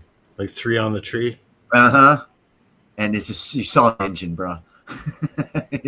As a matter of fact, that's hold on. Go back 1 picture, 2 pictures. Look down there. They don't have a. That's bullshit. Okay, no. There's no clutch. Oh, is there clutch? That's what I'm wondering. There's no fucking clutch down there. That's a bullshit fake. That's not no. That's a bullshit fake. That's the brake, parking brake. I don't know what that other thing is, but that's not the clutch. There should be a clutch on it, though, shouldn't there? No, there is a clutch, and that one's bullshit. That's not original. Yeah, well, you can tell because it says Mopar on the yeah. This one's been modified, restored, and modified. Well, yeah, you could tell the engine too had Mopar. Yeah, it's a nice car still, but if you can get an actual 3-speed on the tree, whew. Yeah. Anyway, that's the main reason I came up here, was just because I know you wanted to have a picture of it. Yeah, I'm bad at getting that shit. I tried. The way I do it didn't work. It's a good shot of it. It's tougher when you're hosting too, you know. Yeah. And you have escaping kitties, and also have one kitty who's having issues with one of the kitty's mamas, and he actually quit eating and drinking because the food was near her, and she was chasing him away from it. So I had to bring it in here. And, oh, wow. One of my buddies actually bought what's up, bro? Challenger Hellcat. He had a Dodge Challenger Hellcat. I never got a ride in that thing. Oh my God, dude. when I had quit school halfway through 10th grade, I was forced to go to adult high. It was at Pensacola Junior College. And I met this cat, Sean Mahoney. And his dad was a cool son of a gun. He was the jump master of the Navy SEALs for a while. He got out because of heart problems. I spent a lot of time talking to that guy. He was a cool dude. But Sean, because this guy wanted his kid to have the best life, he bought him a 1976 Trans Am with a supercharged engine, and it had T-tops. And Nice. the first year I went to adult high school, I saw him in the parking lot. I walked straight over to him, lit up a joint. We started talking because he had long hair too. We were like both surfer-looking dudes. And he's like, "Yeah, we just got to make it to first period, and we'll cut out the beach. You want to go?" I was like, "Fuck yeah!" And for a year, we stayed in adult high. We got our D's and passed, but we spent time in that car on the beach. And there was a bowling alley right across the street, and the parking lot was covered in like a tree area. And we'd always go there, and he'd step on the gas, and that thing would do fucking donuts. We'd have to go through tires like once every 3 weeks. We'd have to buy a set of tires. Mm-hmm. It was some of the best times. Yeah, I've never treated any of my cars like that. I try to make the tires last, but if it's a toy, right, and you can afford the tires and the, Yep. go for it. And we did, brother. His dad was buying the tires. We bought like half of it. He paid for the other half. And because it was him and I, we had like a quarter of the expense. So fuck yeah, we went for it. We were both dealing, so we had the money. We were dealing in candy canes and sugar puffs, in case this is being recorded. Uh-huh. We were selling ice water on the beach in the summertime. Of course you were. As all good kids do when they grow up in a party beach town. Gatorade. We were selling Gatorades, yeah. I'm actually surprised how many kids I see drinking these energy drinks, like Oh my God, do you know how unhealthy those are for you? Red Bulls, Jolts. I guess. Oh my God, those are so fucking unhealthy. If those kids ever saw a fucking X-ray of their liver, they would quit drinking that shit. Not liver, kidneys. Those drinks, all of them cause kidney stones. Do they? Yep.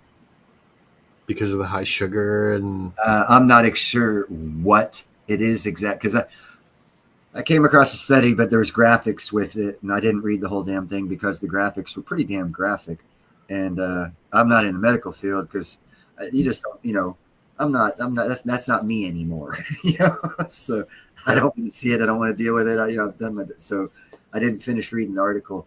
But basically, every energy drink, I think what it is you replace the energy drink with regular hydration and all that extra shit that whatever it is inside the energy drink that's not supposed to be in your body forms calcium or forms deposits in your kidney or kidney stones. Because there were some disgusting pictures of some kidneys that were, and they didn't pass any of them. They were just all there, ready to go, building up more. But eventually, they would pass. Wowza. Yeah, the only time I had a kidney stone was from drinking Capri Suns instead of water for 2 days straight at work, out in the sun, hot. They tasted great. I thought it was a kid's drink. I thought it was healthy and safe. Fucking, I was in the hospital third day, passing the kidney stone, man. I thought I was dying. Wow. I don't touch those things no more, and I'd never give them to a kid. I've had a couple Red Bulls, maybe a dozen in my life. Mm-hmm. And I tried a bunch of the other ones. But it was all in about a 1 year period when I was like burning the candle at both ends, and I was working like 18 hours a day, and it was just, coffee just didn't do it anymore. Rockstar, I think that was a big one. Yeah. We had when I was with Connextex, it was a huge company that came up with all new tech for the ironworking industry and how to build buildings and shit. They were like revolutionary. And Rockstar, the company, wanted to hook up with all the crews, and they were giving us cases upon cases of Red Bull to drink at work. I'm talking weekly. They're bringing like 10 or 12 cases for the guys. I never fucking touched one of them, and I told every one of those boys, I was like, "You're fucking your insides up, guys. Don't drink that shit. Drink water or milk or something." It'd be tempting though. Like they do taste good. I think there's a fair amount of sugar. Oh yeah, poison always tastes good, brother. Mm-hmm. How do you think they make you drink it? Hey, this is poison. Drink it. And it tastes like shit. No, they're gonna make it taste better than fucking water. Ice cold poison. Exactly. Thunderbird, yeah. What was the other one? The Ford Torino. That just reminded me of the Torino. I had a 76 Thunderbird. It was 22 foot 6 inches long. Beast. Had a 404 in it, man. Oh God, it was a beautiful car. It was no fast car. It needed all of that 404. It was a heavy motherfucker. It was like 4,400-pound car. It's a land yacht. Oh my God, was it ever? Man, you hit a bump. It was like just like a yacht, exactly that. Boom. I was like, oh man. It only got like 8 miles to the gallon though, and out here in California, that's no bueno. Yeah. Beautiful car though. I loved it. The Thunderbird. Debbie, I have no idea. A lot of things depend on on when they're going to reset the price. Because if you say, oh, well, by the end of 2026, it's going to be 6 or 7K. And in the middle of 2026, they reevaluate the price to 60,000. You look like an idiot. You know what I'm saying? And I'm hearing too many people talk about reevaluating the price for me to speculate on a price. I do know that the price will go up because of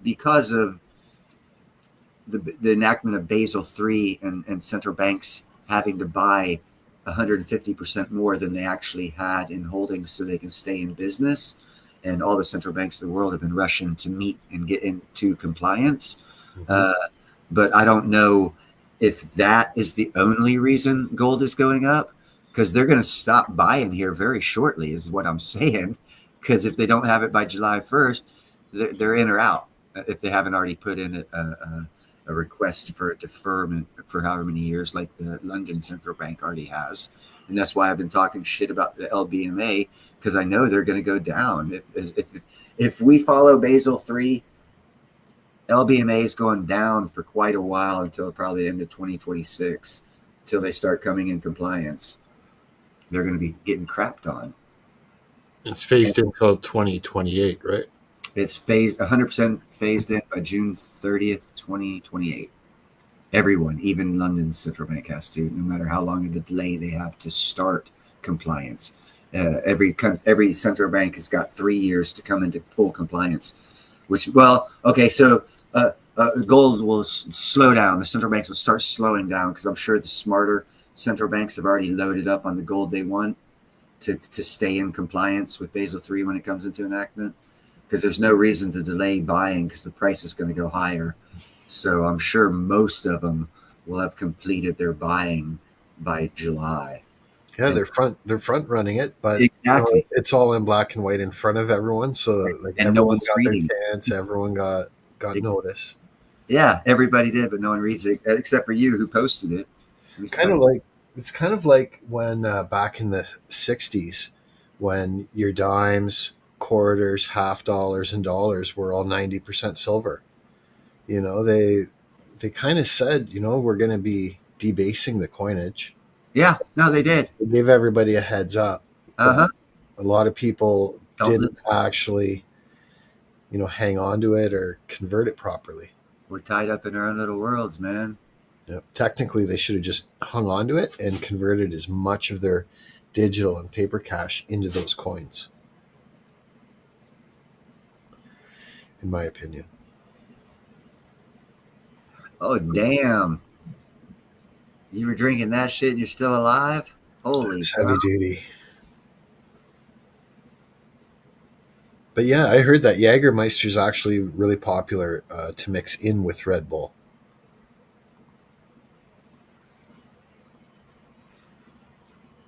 I'm not sure about Chevys as to which engine I like, the Windsor or the Cleveland.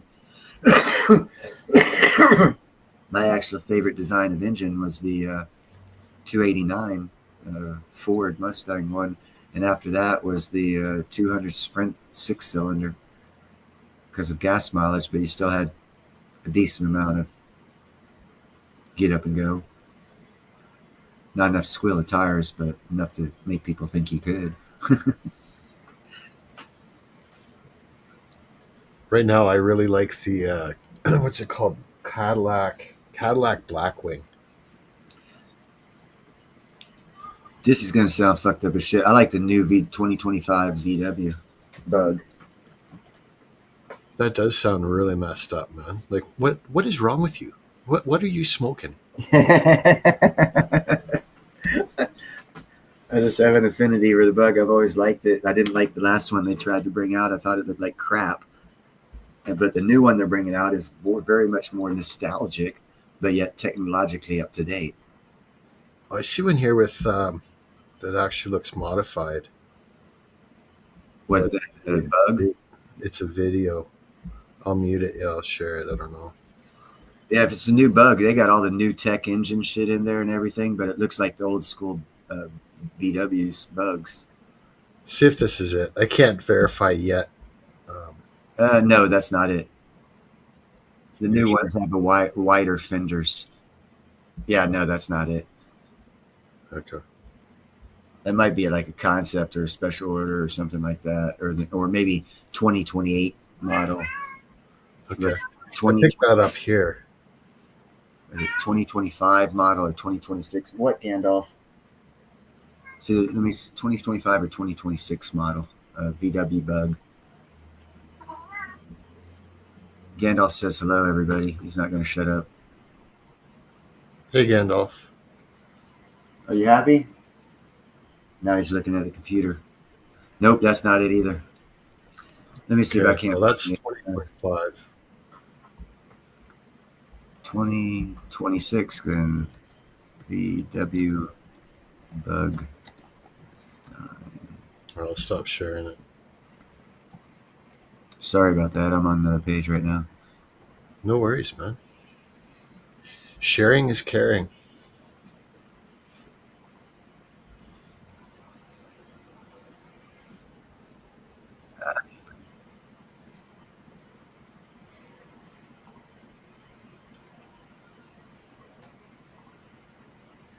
Okay, I think I got it here. Let me see if I can go to share screen, present, share screen, share screen. There we go. I think this is it. We're diving into something that's bound to stir nostalgia, curiosity, and excitement all at once. Here, the return of a true icon. That's right. We're talking about the 2026 Volkswagen Beetle. But this isn't just any Beetle. This is the next chapter in the story of one of the most beloved cars in automotive history. Reborn for the electric age, Volkswagen has always had a special place in people's hearts with the Beetle. Whether you remember the original cool classics or the new Beetle from the late 90s and early 2000s. Blue, mint green, and of course, classic white and blacker with contrasting roof options to let buyers show off their style. Now That's an AI video, I think. Yeah, I know. The 26 Beetle is fully electric, built on the same platform as the ID.3 and ID.4. This means it's not just station to, it's fun to drive. I wish I could have saved that other video I saw of it. They were talking about how the fenders are flared out more to give it it's more of a dramatic flare than the old. What? Than the old VWs. It's flared out more on the front and back, and it looks a little beefier and a little more, like it's got a little more muscle to the car. But it's a direct look of the old VW Bugs. Let's see if I can't find another one.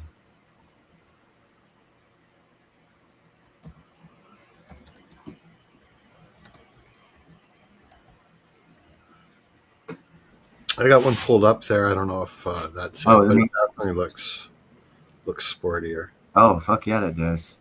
Now I would definitely buy that son of a gun, bro.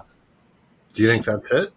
No, that's definitely not it, but I would definitely buy it.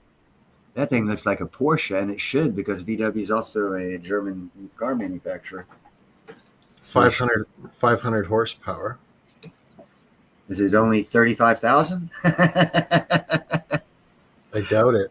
I do too. The bug I was looking at that looks like the original that's coming out is going to be listed between 26 and 35,000 depending on features.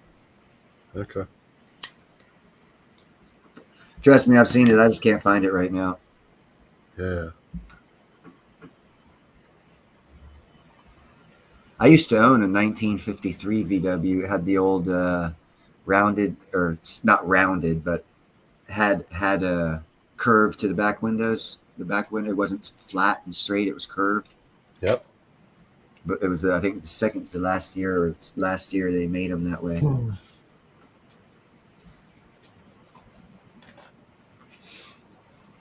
Nice. Yeah, always go to the fucking auction houses.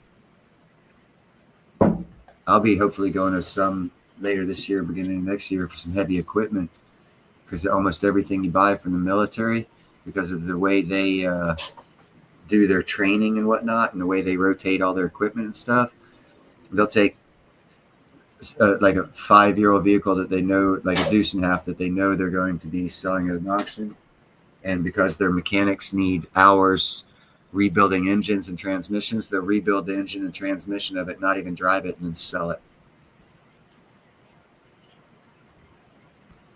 You find that a lot in military equipment. At military auctions, anyhow, not military equipment, military auctions. And you do find some that are just pieces of shit that they didn't have time to work on. You know, you gotta do research on where the military's at, what phase they're at, if they have an overload of equipment, or if they have new equipment and they're offloading old equipment, or, you know, what's the scenario of why they're getting rid of it before you even go to the auction. Because sometimes you can figure out ahead of time it's not going to be worth it, unless what you want doesn't have a mechanical engine in it. Like if all you want's a trailer or something like that.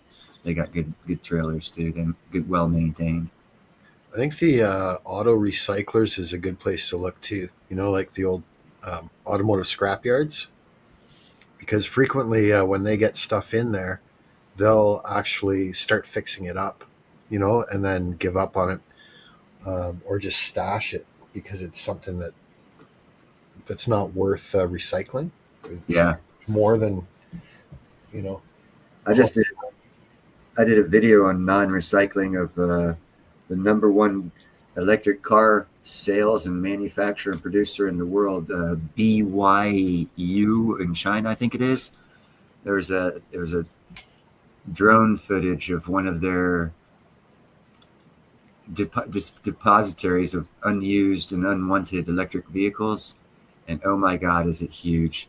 And there's like weeds growing up through them because they've been there for a couple of years, and they're just letting them rot in place. It's going to be the worst environmental hazard ever in about 10 years.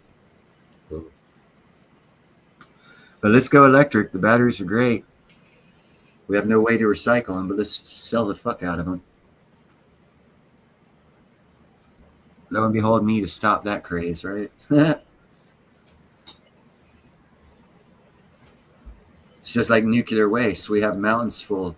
Yeah, I think it's Yucca Mountain. Correct me if I'm wrong on the mountain, but we store spent nuclear fuel cells.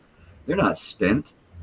France has a fucking recycling uranium plant where they recycle 95% of their what we consider spent uranium cells, and they reuse them, and they have like 80% of the power and 85% of the power still in them, and they're good for two recyclings before you actually have to throw them away, thus decreasing the amount of radiation in each one of the spent nuclear fuel cells. That's cool, but I don't think they had that technology 20 years ago. No, they have it now, and we're not using it. And actually, about 10 years ago is when they got it. But the technology is out there, and we're still just storing it, is what I'm saying. There's a reason why we're storing it, and it's other than financial. They say it costs a lot, but France is a lot smaller than us, and they're doing it successfully. Yeah. So the matter of expense is a bunch of bull crap. That's just a facade to throw you off the trail of, yeah, we can do it, we just don't want to.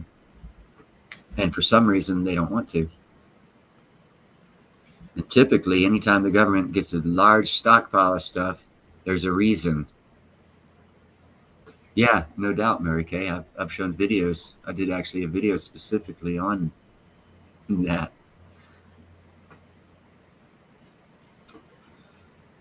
Well, not specifically on that. It was different things, but that was one of the main parts of it, shall I say. But yeah, we'll suffer that consequence when they want to put the blame on those of us that never bought or never wanted electric cars. We'll pay the price, just like, right beside everybody else. They'll spread the pain equally, as always.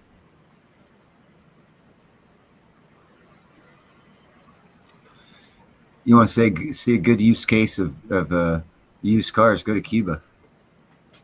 Oh, there you go. Yeah. Yeah, you know what I'm talking about. They're still driving 50s and 60s cars like they're, well, not like they're new. There's a lot of modifications done to them because they couldn't get the parts, but they kept them running like 60, 70 years. And they can still fuel them. And they have no problems. So all our problems are manufactured.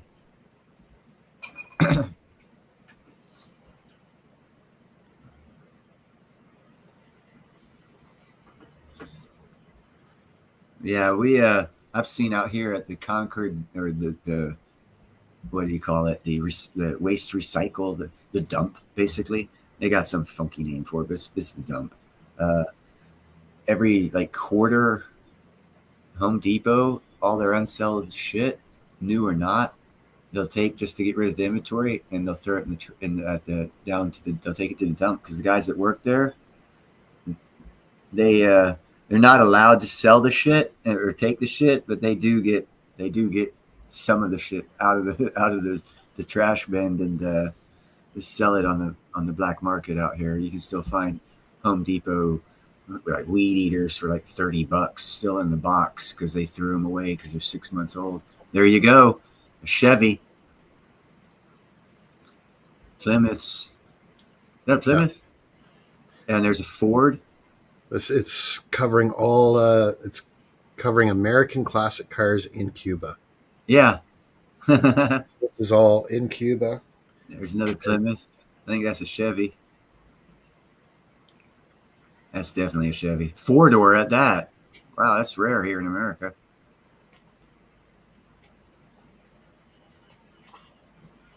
It's awesome to see them all being that well maintained. And they're daily drivers, right?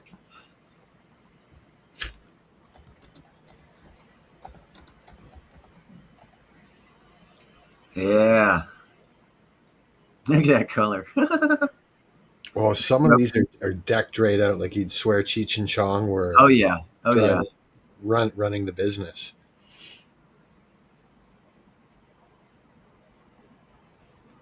Yeah, that's Cuba, man. Tell me they can't keep the cars going.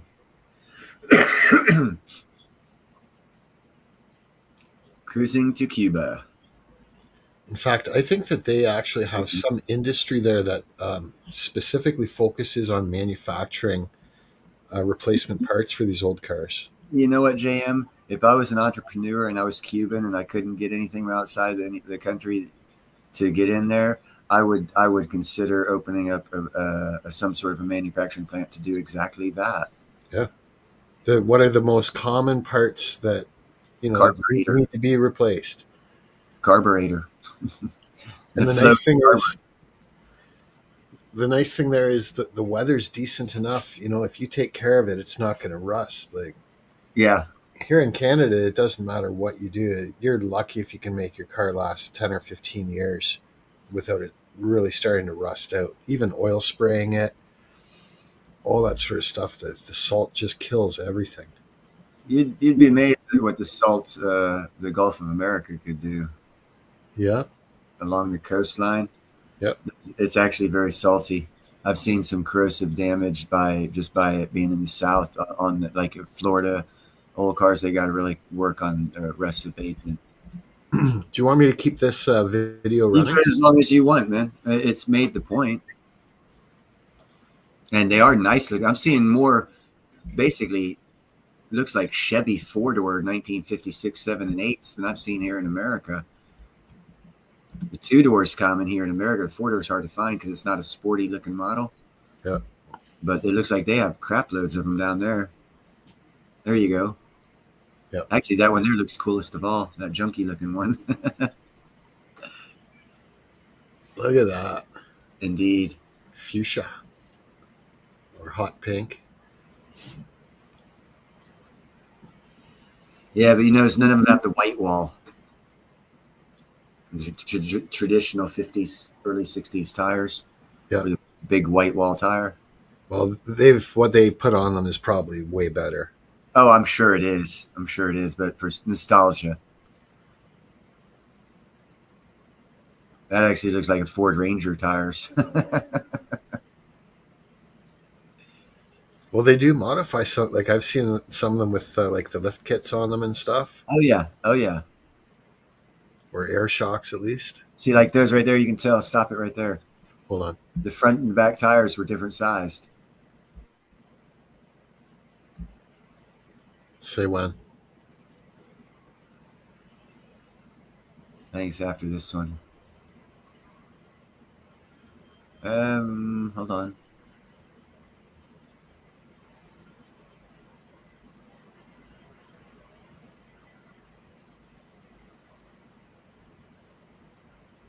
I don't think I backed it off too much. That one there.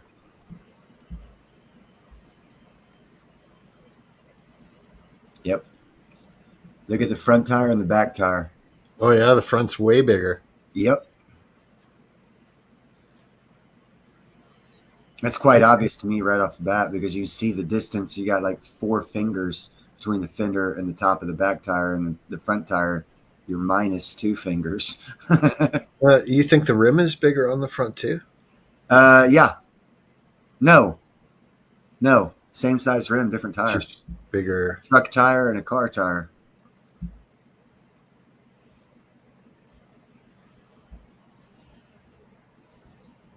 Yeah, they do what they have to keep it running, but good on them, man. It still looked cool.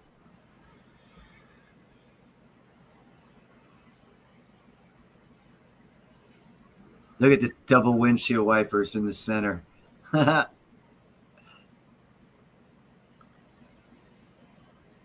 black one looks cool. I could see that with tinted windows.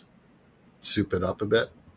Like all these cars are primed for souping up, you know? Oh, dude. You bring those things to America and sell them, I guarantee you within 2 weeks, people would have new engines and transmissions in them and rear ends. So, well, Mary, thank you for stopping by, girl. Take care, Mary. That's a nice one. Yeah. The old 1950s station wagons.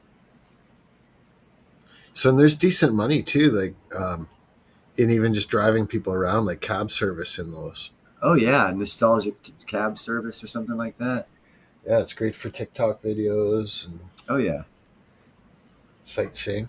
Okay, well I'll stop sharing that. I put the link in the chat though for anyone that wants to check that out. Those were all in Cuba. Yep. To show you they're not they might not have the new car, but they damn sure have the old ones. And I'm sure they've got the new car too, because there's an American base there, and I can guarantee you the American sailors who can't afford to ship their stuff back.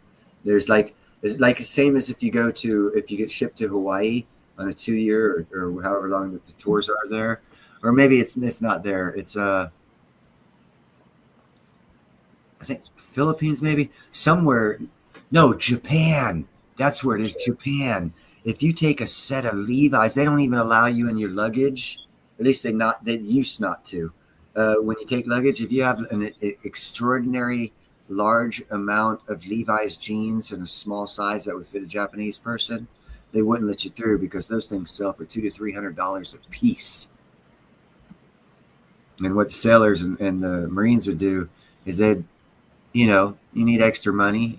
Every couple months, have your family send you some new pairs of jeans because you sold your old pair for a profit. But a lot of the guys were too big because they have the small, like the child size over there. They're a smaller human. The guys with 30 waist, 32 waist, that's way too big for most of them. 30, 32. They like 26, 27 by 26. If you could get that size of blue jean over there, you could make a killing. Basically because of taxes and tariffs. Just going to share something here, Neil. Diabolic or Debbie was asking for. The Cobra? I think so. I'm just keeping the volume off just in case there's any copyright issues in there, but I'll drop the link for this too. Yeah, the Cobras are sweet cars, man. Especially if they have the back roll cage. There you go. See, that one doesn't have the back roll cage. It doesn't look as fast. That one does. Makes it look fast.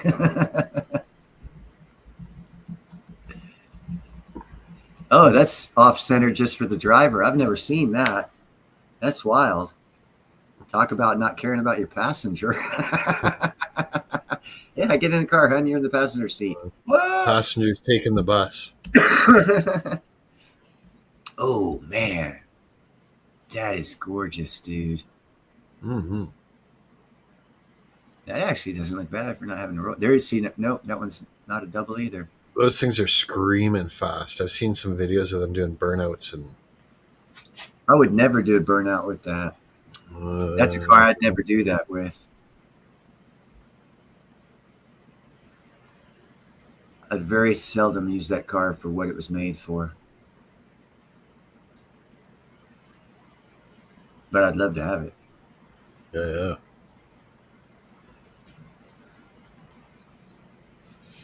I think that's British too. I thought it was American. 5-speed, man. Yeah, I was wondering if it was a 4 or 5. That means you could be doing 55 or 60 and drop it to third and still bark them and take out someone next to you.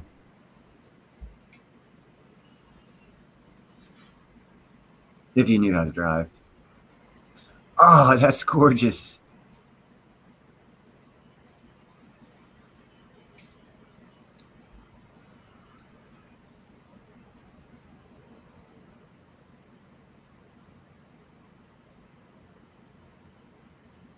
I wonder if he's in California or not. And I wonder if it's 2020 or not. I wonder, hold on, if Mary was here, she could probably tell us what storage unit that was. Right. That's where they're taking that picture at. I saw that in the background already. Is that a storage facility? They've stored that car.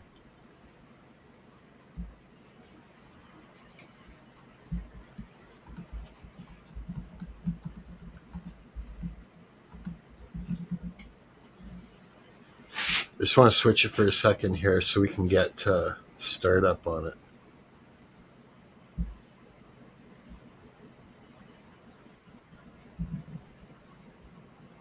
The 1967 Shelby Cobra Shell Valley. This 1967 Shell Valley Cobra is like new, with only 1,100. I don't want you to get a copyright. I don't know about that music. Yeah, I hear you. See if I can.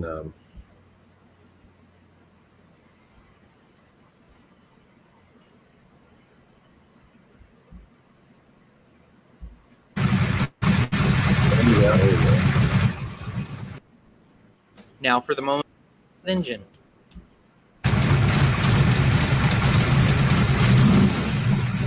Yeah, throttle shift new.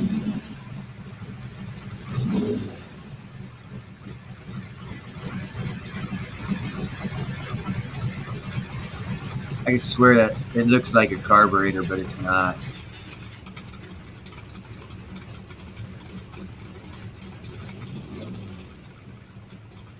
I don't know, that exhaust is a nice accessory. I like it. Just watch when you get out if you have those on. For more information on this vehicle, call 9. You definitely have to watch out if you have a pantyhose or a skirt, long dress on when you step out. Don't step out and in, step out and out. It's like a motorcycle on 4 wheels. Yeah, exactly. Definitely get burned if you step off it the wrong way. You'll only do it once. Okay, Jeff was saying the body was British. I think Had Ford motor in it. the Mustang, the Shelby Mustang, I don't know. I'm pretty sure it's a derivative of that one. But I think so too. Ford company made a special deal with him to do the Shelby and to do the comeback anniversary Shelby. That was actually a retro of the original Shelby. Actual gentleman, Mr. Shelby, redid it for him. Yeah, I know about muscle cars too. Did you ever watch the was it Barrett Jackson auctions? I saw the one where Goldberg sold 2 of his fucking, what are they, Hell Chargers or something like that, in sequence or together for the maximum price ever gotten for auto sales in that auction. And I think it was that one, that show. My buddy was saying, like we were talking about my YouTube channel and stuff like that. And he was saying he thinks that I should actually look at the Barrett Jackson schedule and when they're on, live stream their show. That might not be a bad deal because if it's the same one I'm thinking of, that wrestler dude and football dude, whatever, Bill Goldberg, Hellcat. There was model number 3 and 4 he had in succession of the Hellcat, and he kept them in mint condition with low mileage, and he sold the both of them for like $450,000 at some specialty car auction, and it might be the one that you're talking about. I didn't get the name of the auction, but it was like a world record at that auction for selling sequential model numbers of cars as a pair or something like that. It was a historical event at the auction. Made the newspaper. Newspaper, my ass, made the news.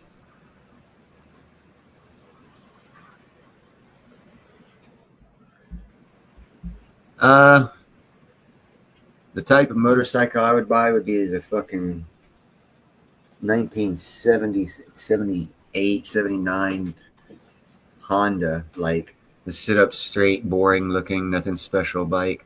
Those are the kind of bikes I like. I don't like a Shadow, Honda Shadow or something like that.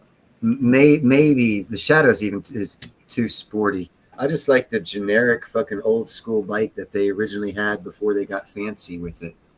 Yeah. I like the no thrills. Let me see if I can get a picture of what I like.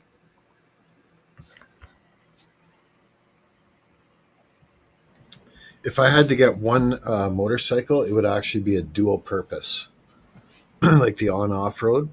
Oh yeah. Probably like I used to think the Kawasaki KLR 600, but yeah, because I really do. I used to really like the dirt bikes.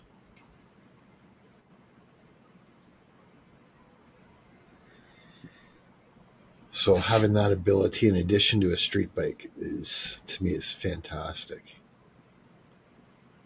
Like the Kawasaki Vulcan.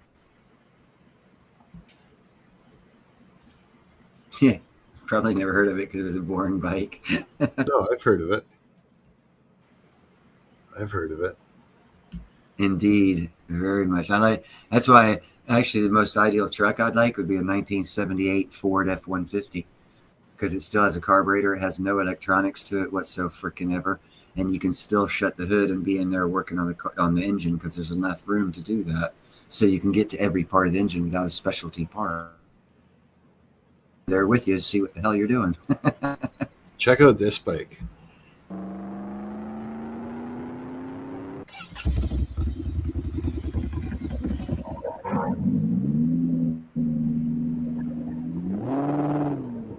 Oh, there's a car flying by here too. It's got a V8 engine on it. Holy cow! It's Boss Haas.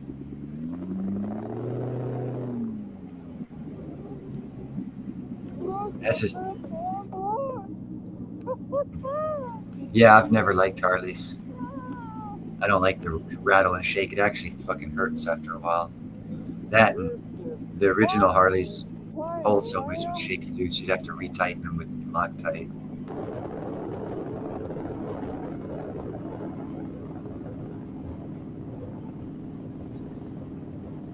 Now, a newer bike concept that's out that I really do like, it's one of those Japanese, stands up on its own, it follows you while you're walking. And the headgear for it ends up displaying everything. It's amazing.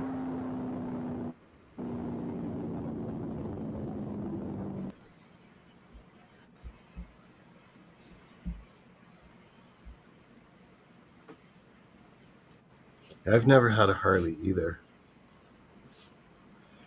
Yeah, I they're did too have a loud. couple sport bikes and a couple.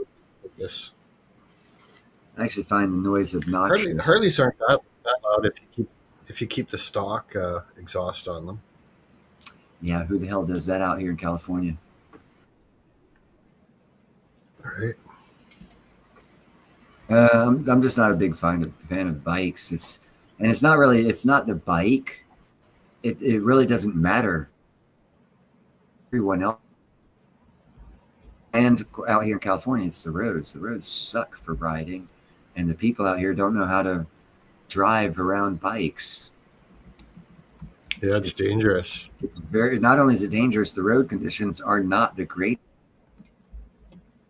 for safety. I mean, if you're taking a curve and you hit a pothole, you're fucked. You're fucked. That's all there is to it. Well, and even just going around a corner at a moderate speed, if there's a little buildup of sand on there, I wiped out a bike once doing that. And then you got black ice if you're on the Pacific coast on the mountains. Yep. Come around the unsunny side in the morning. Woo! Watch out. In the wintertime, there'll be some black ice on that road. You won't even see it.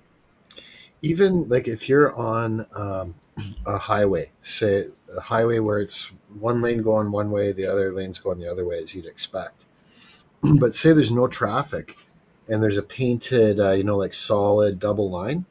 Yeah. If there's moisture or it's been raining at all, that paint can be extraordinarily dangerous. Like if you do your corner, you go a little bit to the inside. Oh yeah, it's slick. It doesn't absorb the water the same as the road or Yep. Makes for whale snot. Very slick surface if wet. Yep.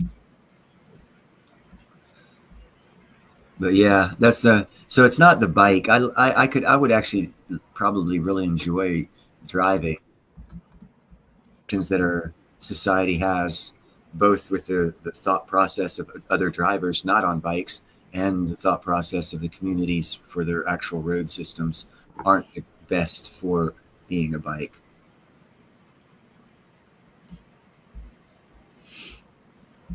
And that sucks because I'm sure I loved off dirt bike. Oh man, that is some fun shit. And I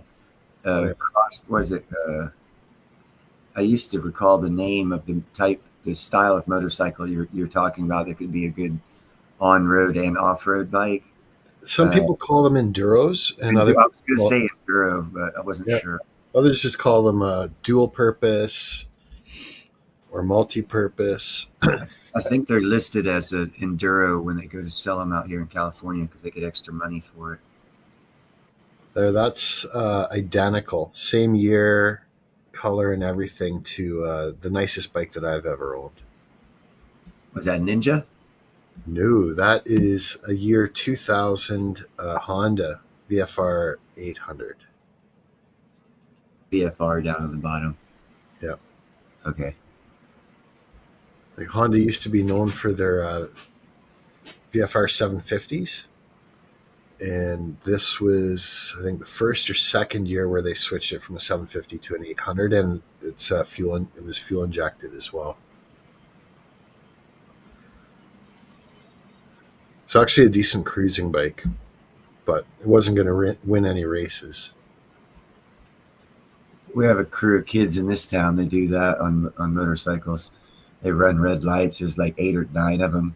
There'll be intermediate wheelies between all of them, and they'll be like just run red lights as a group and shit.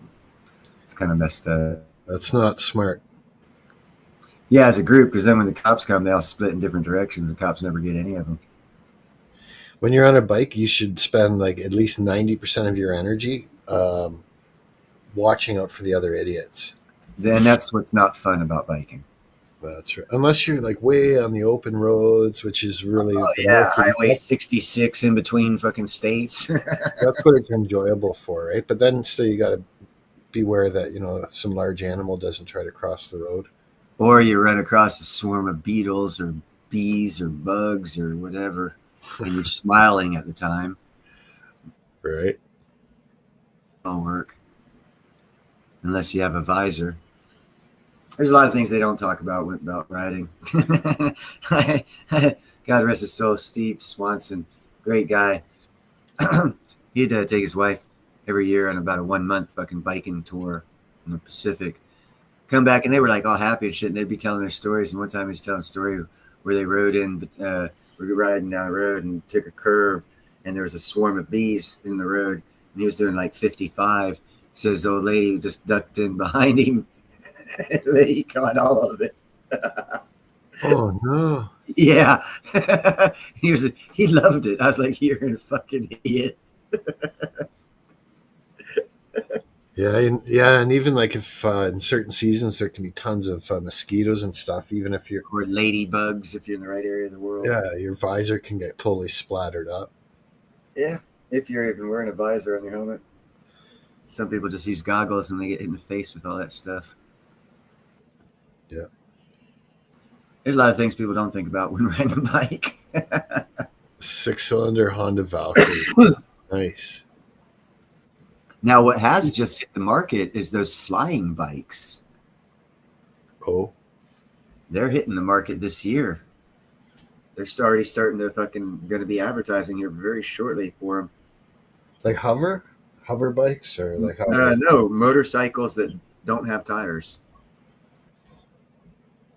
Flying bikes, flying motorcycles. Really? Yep. That sounds interesting. They've been testing them for a while in Dubai area in Saudi, and Yamaha, Suzuki. One of them has a model that's almost gone through all the regulations to be able to be made for sale here in America. I just saw, I think last week, I saw a little skit on it. They were promoting it. It was the same one when I showed that that robotic horse wolf thing that was going to be run off of hydrogen. It was that same. So it was probably Kawasaki. It's probably Kawasaki. Let me check.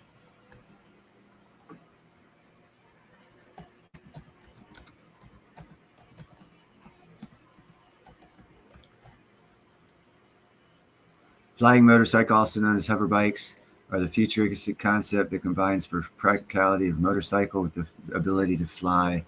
Let's see. Flying motorcycle, September 24th. Flying motorcycle. Here we go. Flying motorcycle you can buy. Go ahead and get through this, and I'll share screen. It's a Windows 15-second commercial, so I'm just going to run my mouth for another 6 seconds, and then I'll pause the video and go to share screen. No one likes watching commercials. All right, here we go. Let me go back to... Oh, there you go, JM. You got it already. And then I'll show mine after. Takes its flying superbike high into the sky for the first time. Developed by Tomasz Patton, the mastermind behind the Jetson 1, this personal hoverbike hovers and glides through the air with ease, showcasing its overall lightweight structure.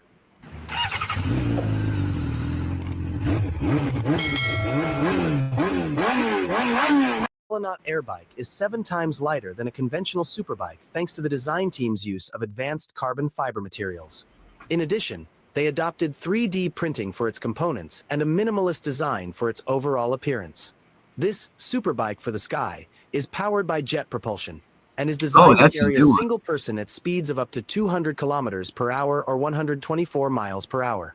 The Airbike stabilization system, enhanced by a flight computer, provides automatic hovering capabilities and easy control for the rider. A unique riding position with an unobstructed 360-degree view helps the rider quickly connect with a flying machine, offering a true sense of freedom. Thanks to its ultra-compact size and lack of spinning propellers, it can maneuver easily through most restricted areas. The Airbike is 7 times lighter than a regular motorcycle due to its use of advanced carbon fiber materials, 3D printing, and minimalist approach. Unlike the Jetson 1, this flying superbike has an open-air setup. There's no frame enclosing the pilot.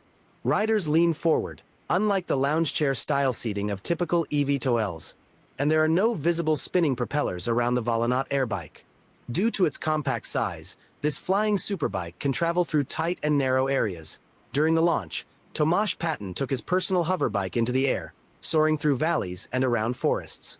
The Volonaut Airbike came as a surprise. The inventor, Tomasz Patton, had developed it in stealth mode.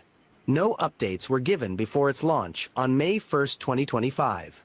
In terms of specifications, this flying superbike uses jet propulsion to lift into the air. It can carry only one person, and it can reach speeds of up to 200 kilometers per hour or 124 miles per hour. The inventor also stated that the Volonaut Airbike features a patented stabilization system. For more updates, stay tuned right here on Meta Motor. There you go. This is the one I was talking about. Let me get the volume. Announced a new Tech Air 5 Plasma. There's something exciting there, but that's not what we're talking about today. Today we're talking about a flying motorcycle available to you, the public, in as early as 2026. Oh, so 2026, before we go any further than that, I'm going to have producer Chase start the timer and jump right in. So the company is called Richter. They have what is called a Skyrider X1, which basically has a couple of propellers on the top, and it looks like, Zach, what would you say this looks like for the audience? It kind of looks like a standard like quad arm drone that we're all used to seeing now, right? But bigger. 4 arms, but obviously big enough to carry a person, and then like a little kind of like electric scooter looking thing that has a cabin around it for one person to sit in and fly around. It's a little bit like a Lego kit that makes a flying motorcycle circa 1998. I don't know. And it's got training wheels. So it does have little training wheels because the cabin is enclosed, so you can't put your feet down. So it's got little training wheels to keep you stable at low speed, presumably. So just some facts for the audience that might not have read the article here. Reported top speed is 43 miles per hour as a motorcycle. Right. It has a 62-mile range. Also, I mean, there's a little like the battery is 62-mile range, but the Richter has a 111-mile range. Probably depends if you ride it or fly it. Yeah. But it does offer 25 minutes of flight time, for example. Flying maximum speed of 62 miles an hour. And the important thing is they're saying that by 2026, you'll be able to buy one of these for $60,000. Anyhow, I liked your video better, and I actually have never seen your video because he just came out with it 17 days ago. That's probably why I didn't see that. I'm glad you got it. I scanned for a recent one. I like that video better, but now you're looking at the price tag for that jet one. It's probably going to be in the 100,000 plus range. Because I think so. Jet propulsion is a lot more expensive than propeller propulsion. Well, and it's going to be dangerous too. Like, think of the amount of force that's down there. If you fly directly over somebody, especially if it's it could knock them over. There was one, I was looking at that video you're showing, there was only maybe a second and a half, if that it showed the underneath wash that was being produced. And I think it was when he was going over the Rock River area. And I saw it, I was like, yeah, okay, that's the issue with that one. But they're coming out with Jetson shit, real life Jetson shit. Yeah, there are going to be problems with them because of the first generation. And we have to, we're excited to get the stuff out. See right there, it doesn't show that much wash, but there is one small frame in there, a couple of second half, where you can see the wash that it produces. I saw it. Yeah, there you saw the leaves and all coming back up at him. Yeah. So, like, really, if say you were flying right over smoke, the dust that was going, he was about 20 foot high. Oh, you're not sharing your screen. Oh, I'm not? No. Oh, shit, I'm not on StreamYard. My bad. Oh, no, I see what's happening. I was on YouTube, and YouTube's still showing your video. On StreamYard, we're over both of them. I guess you probably 30 seconds behind. Interesting. Well, It I feel actually like kind of reminded me of Star Wars. Was it The Empire Strikes Back? You know, where the Ewok village is? yeah, that's the type of stuff we're talking about, man. I'm telling you, new technology is here. You heard the dude say he 3D printed most of that stuff. And the other issue is, where are you just going to find yourself some jet fuel? You know, you could go to, I guess, an airport. H3. All you need is H3. And believe it or not, new tech, there's a company, I don't know the name of it, but I've heard of them extracting helium or hydrogen-3 out of the ether, which is another dimension of time and space, which is part of those drones sightings that never became of anything, and not even National Defense was concerned about, but everyone was calling them UFOs and spy drones. It was all American technology from the ether universe to power those devices, according to one scientist, as far as research that I've done. So it was American technology. And if you look at what happened with our government saying, well, it's no big deal, it was obviously American technology. It wasn't Chinese, it wasn't hackers, it wasn't certain spies. It was American technology. Technology, baby. It's fixing to be unloaded on us. It's going to blow everybody's freaking mind. The shit is coming. And a lot of stuff you can open up a business yourself. Like I said, with that one you showed, that one video, all that stuff was 3D printed. Well, that means there's room for someone to open up a company of 3D printing those parts and selling them to people as they damage or stress. In the rapidly evolving world of personal aerial vehicles, two standout contenders are making headlines. I don't like that the one. newly unveiled Volonaut Air Bike and the established Hoversurf Hoverbike S3. Both promise the thrill of solo flying, but they differ significantly in design philosophy, performance capabilities, and user experience. As the dream of flying motorcycles inches closer to reality,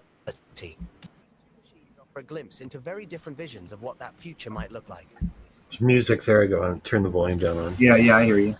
Thank you. The Volonaut Air Bike, unveiled on May 1st, 2025, is the brainchild of Thomas Patton, who also developed the Jetson 1. You won't get a copyright strike for it, but it'd just be a claim. Lightweight frame, 7 times Oh, I've ridden the fence for a while. Don't worry about it. Carbon fiber materials and extensive use of 3D printing. Its open-air design there you go, offers Pete. no protective frame around the pilot, making it feel there like you can see the wash off the jet. Yeah, he also said there's no protective frame around the pilot. S3 is made by Answering a company Jeff from Russia, Rose. but its headquarters is in California, United States. The Hoverbike S3, first delivered to Dubai Police in 2017, takes a more structured and cautious approach. It features a carbon monocoque frame with 4 exposed propellers mounted on beams, delivering a total thrust of 364 kilograms. Unlike the Volonaut's clean aesthetic, the Hoverbike S3 closely resembles a drone with a saddle, including an adjustable seat, joystick controls, and an onboard dashboard. In terms of performance, the Volonaut Air Bike edges ahead with a top speed of 200 kilometers per hour, 124 miles per hour, and a jet propulsion system that enables smooth, high-altitude gliding.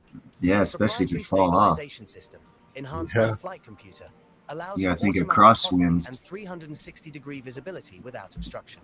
In contrast, or if it says it's got auto stabilizing, so it's using AI or some computer program to if that craps out on you, even 100 feet, you're in real trouble. Well, not only that, that stabilizes the vehicle. If you get a crosswind, you have to stabilize yourself. Yeah. So you could get pushed off a stable vehicle with the crosswind. Right. So the problem is now a human problem, not the machine. The machine can outperform a human in that area. Yeah. So you need some practice and training and some thigh strap going from in front thigh to back thigh that you could put on to keep you on the vehicle. Because that way, if you were to get pulled one direction, its autocorrect would go to your center of gravity. Limited to 10 to 25 minutes with a human pilot, depending on weight and weather conditions. Safety also sets the two apart. The Hoverbike S3 comes equipped with a multi-layered safety system, including electronic emergency landing functions, a kill switch, and passive crash protection. That'd be fun to take one for a test drive. Boy, howdy. Details about the airbike's safety mechanisms remain limited, though it's man, that looks like Star Wars. That looks and ease of use over like from Star Wars, bro. Cost and reliability mark another major difference. Or the that front Hoverbike S3 is priced at a steep $150,000 with an optional $10,000 training program. including There you travel go. and accommodation. Civilian use requires. Did you catch that? 20,000 or 150,000 with a $10,000 training fee. Yep. To train you. Yep. That bike looks comfortable in and is seat still though. bound by ambiguous flight Yeah. regulations. The Volonaut Air Bike, however, has yet to be priced or confirmed for public sale, with Patton stating it remains a personal project for now, though its design hints at a more minimalist and potentially more accessible future. Ultimately, the Volonaut Air Bike and Hoversurf Hoverbike S3 offer two diverging paths toward personal aviation. The Air Bike presents a daring, stripped-down ride for the thrill seeker, while the Hoverbike S3 leans Whole into nuts. structure and regulation. Much better. Both 60 machines mile an hour highlight is still how far fast we've though. come Like in personal that's flight. not Yeah, bad. it's not the top How much further we speed. still have to go.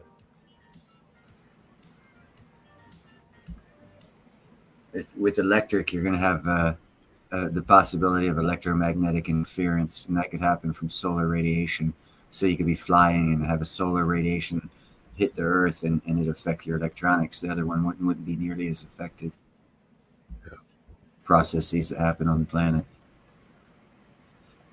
It's one problem I have with electronic flight in the air.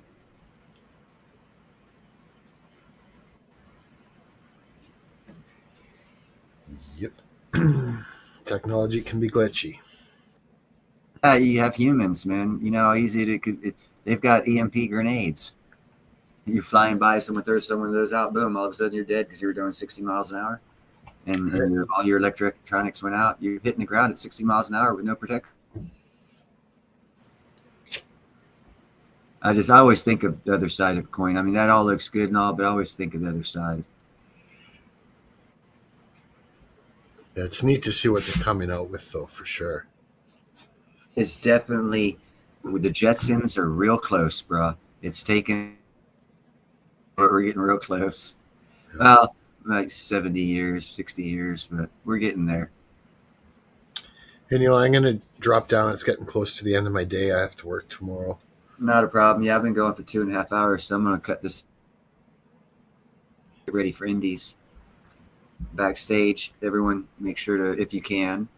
I don't know what movie she's showing, but there's some good backstage shot going on about a half hour before the movie starts.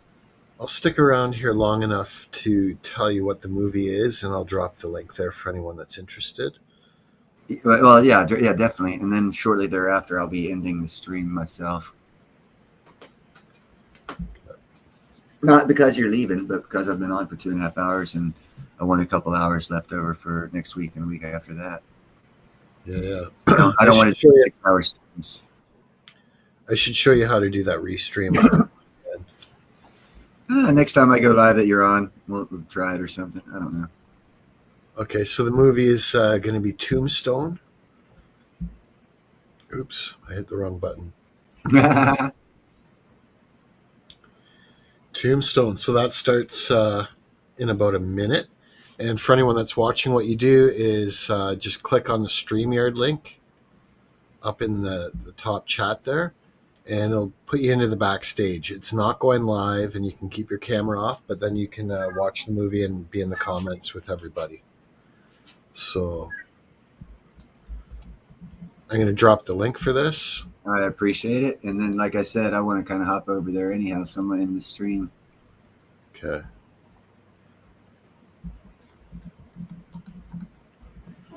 Just give me a second. Thank you for showing up, my brother. I appreciate you showing up, Pete. Definitely, we're going to definitely be staying in touch. You know that one. You have a great one with yourself, brother. Thank you, Jeffro. There we go. Okay, we got it in there, and thanks for having me on the panel. Yeah, it's always a pleasure. Chat. Always a pleasure. And I'm going to be cutting out too, so. Okay. Have a good week. You as well, my friend. And for everyone else, hurry up and hit that backstage pass link, because I'm fixing to shut this down and go right there. You guys have a great one. Thank you for showing up. God bless America and everyone here. Be kind, helpful, and grateful, because it's better than being a jerk. And have a great one. By Silver and Platinum and Crystallized Osmium.